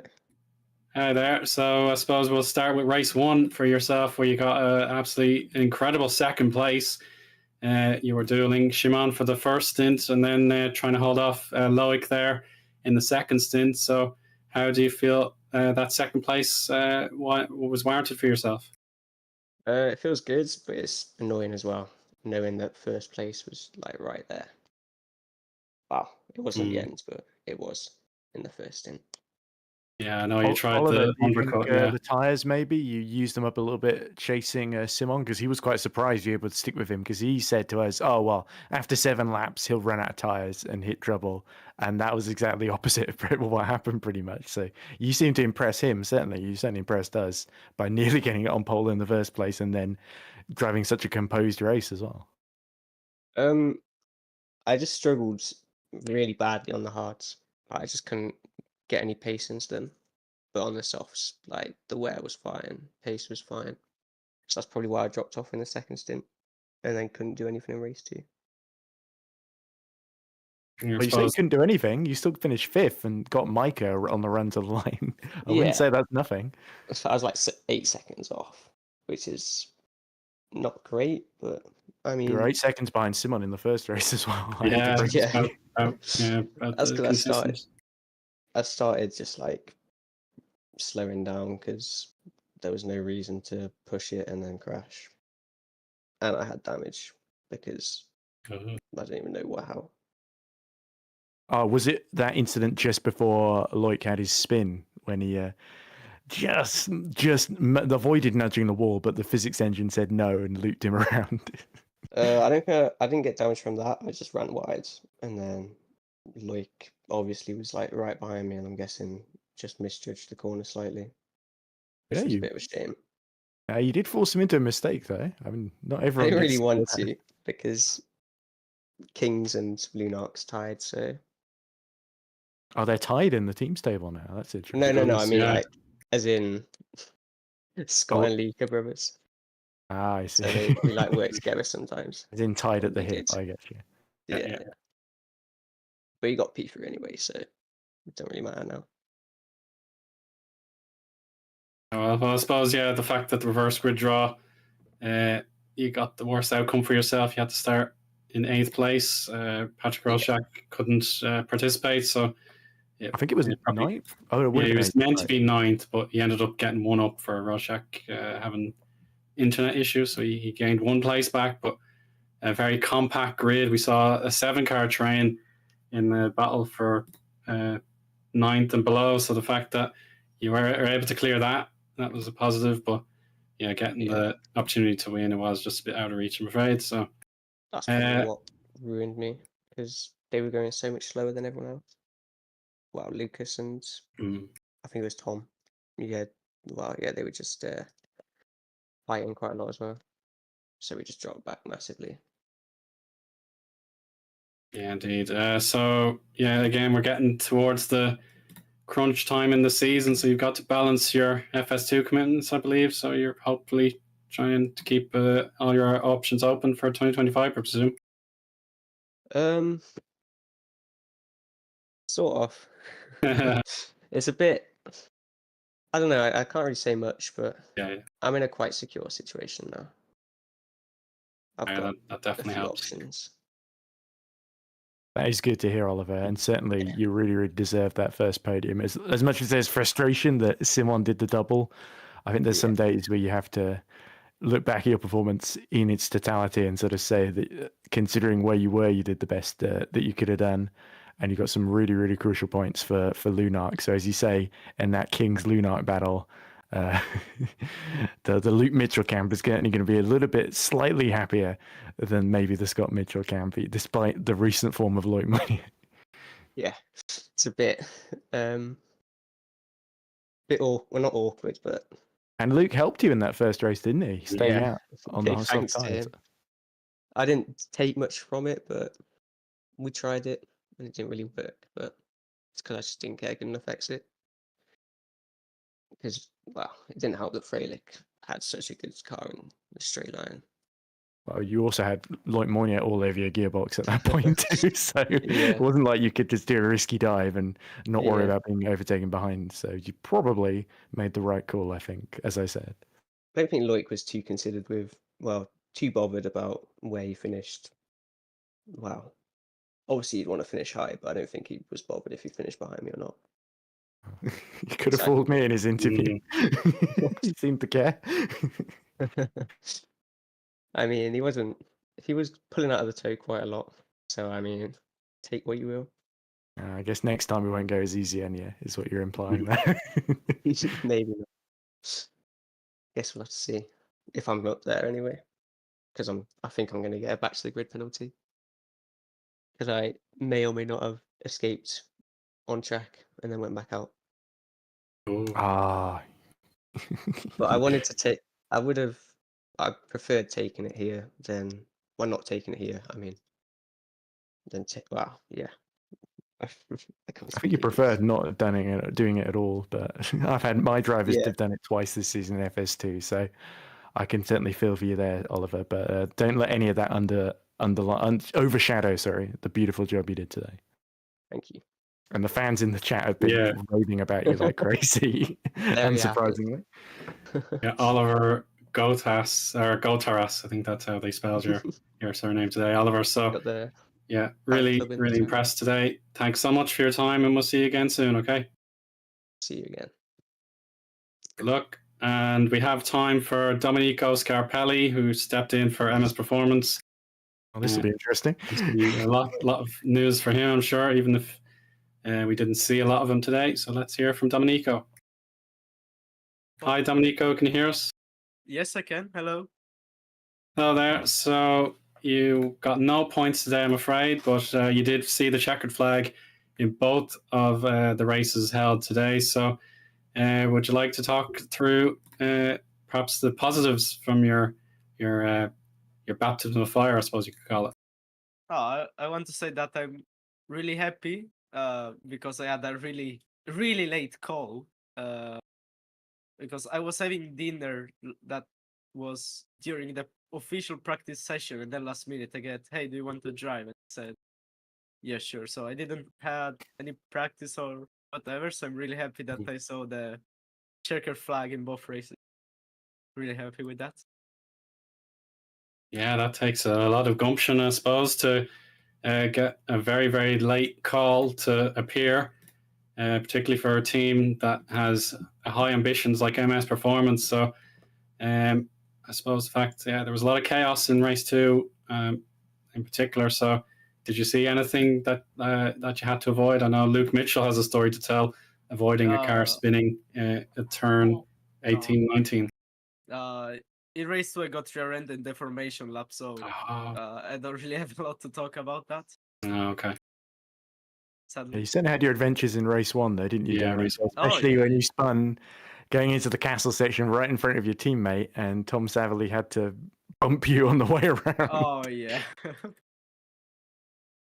And was that before or after you spun on just going into the back straight out of 17, 18, right in front of the one that Eoin was talking about, where it was Luke and Eoin kill Hausvik in the 100 to 1 that had to swerve to avoid you? Oh, am I getting him mixed up with Karatko? Sorry, there was 2 people that spun. Yeah, it's Karatko, I think. Yeah, okay. It was a bit messy, but it wasn't just you, Domenico, if that's any consolation. Sorry, that wasn't a question, was it? Yeah, it was a bit of a statement, yeah. Oh, good. But it's certainly not ideal preparation, was it, for your FS1 debut? I suppose it had to happen someday. But it's nice to have it with a team like MS Performance as well that have won so many races. I said going in that every time MS Performance have got a substitute, they've had Denahan in, they've had Stefan Rott in, they've had Frelick in as well this season, a whole bunch of drivers, all of whom won. And I said, I don't think the streak's going to continue with all the best within the world, Dominico. I don't think that's too harsh, do you? If it was Academy, maybe it'd be a different story. But yeah. Oh no, that's the truth in the end. So I hope to do better maybe next time if I get the chance. Get better preparation, hopefully. Yeah. Maybe not a last-minute call within 5 minutes before the start of qualifying, but yeah, definitely need to drive the car a bit more since it was basically the first time for me. But there's improvement for sure. There will be improvement. Now probably need to see you everybody on track in FS2, maybe, since my team got an empty spot, so I might need to fill that in. Who knows? Well, I think me and Eoin are sort of probably better at the talking than the driving. So yeah, I agree with that. Yeah, so yeah, to come forward, yeah, that takes a lot of bravery, and yeah, it is great that you can be pleased with your efforts to finish both races at a very difficult circuit like Baku, and yeah, certainly it doesn't get any easier with Singapore. That's next up in 2 weeks' time for FS2 and FS1. So you better start practicing that one. That's for sure, Dominico. Yeah, for sure. Well, anyway, I really hope we get to see the FS1 again in the future, Dominico, because I think there's big potential in there. But certainly the preparation makes a huge difference, and I think you deserve to get a proper try in FS1. Indeed. He doesn't agree with me. No. He's posting memes. I think he's posting some memes for us. Okay. I didn't know what to reply, sorry. Okay. Well, you have Jolyon take it Palmer's back. famous quote. I'll leave you with that one. Very Last memorable time I quote. compliment you ever after a bad race. Yeah, well, I suppose, yeah, Dominico, you had to get a feed in before racing, so I suppose you can perhaps now wind down and have a nice evening. So we'll let you go. Thanks for talking to us. Thank you, guys. So that concludes our interviews. Everyone who wanted to chat has been able to come into the broadcast room and have their say, whether they're pleased or they're a bit vexed maybe about what happened to them today. So Ed, do you have any closing thoughts after some really superb driving out there today? So I was just thinking about how many points are left on offer. I think there's 135 points left on offer. So I think Frelick, unfortunately, despite the fact that he's back on a winning streak again, is a little bit too far behind to be mathematically in it. I think everyone down to Frank Hamming is still mathematically in it. But realistically, it's Mike Quint's Drivers' Championship to lose. And I believe Motorforce may have gained a little bit on NetRex, especially with Amaro Watson hitting that bad luck at the end of race 2. But certainly NetRex have still got a 25 to 30 point lead, if I've just to guess, based roughly on where they finished. So an honourable mention to Harry Smith soldiering on for a pretty bad illness and still getting some very, very handy points, especially in race 2. But yeah, I think it's more about these individual race wins than the championship from here on. I think there isn't too much drama left to play out. But Amaro Watson, it should be of small consolation to him that I think he'd get enough points to overhaul Viktor Ivanov in the overall order, if I'm not mistaken, because he was, let's see, about... Oh, no, I think he might still be behind. I think he got about 16, 17 points across both races then. So he might still be a couple behind. But nonetheless, could be a good battle for second then before the season's out. But yeah, fantastic. It was great to see that 5-way fight in race 2. And Oliver Taras proving himself to be... we knew he was impressive. He had some good qualifying performance, but it's great to see him finally get that big result that he had so richly deserved. And you can expect Oliver Taras to just a man that really... you can tell when he's confident, he does really, really well, and he carries through that form. There was a couple of times in FS2 where his confidence got a little bit shaken, especially when it came to reverse grid races. But he actually was, even though he was disappointed with that reverse grid, he still got a top 5 out of it today and kept his nose clean, which is really what he needed to do. So Lunark have got a real star on their hands, and Luke Mitchell, while he'll be happy with the points, he might be looking to one-up his very exciting new young teammate. But yeah, lots of big stories. FS1 marches on, but we've still got next week to look forward to for Baku and Azerbaijan, at least, with Super Lights and, of course, Super League still yet to play out. So, yeah, I think a fantastic night's racing, and I'll let you have the final word, Eoin. Yeah, that's very much appreciated, Ed. It's good to have the band back together. I know the summertime we've been on our separate ways, but yeah, it's so helpful that we can help each other out as commentators, and indeed, if we have to swap positions for a day, we'll give our best shot to do it. So Caitlin 2 weeks ago for Monza was here to help out while you got to take your holiday and watch in the YouTube chat, Ed. So yeah, great stuff. But Remco, of course, as broadcast director, he's been ever present, so we thank him so much as well for all of his duties. He's definitely learning his trade day by day, so that's wonderful to see how he's settling in. And of course, we're almost at the end, but yeah, Singapore, an enormous, daunting challenge once again around city streets, but that's another 2 weeks away for FS1. So that is now time to wrap up the broadcast. I really hope you all enjoyed, or if you're watching the VOD back, that you have been able to savor what we've enjoyed in the live perspective. So thanks so much for your time, and we'll see you in a fortnight's time in Marina Bay. So bye-bye for now.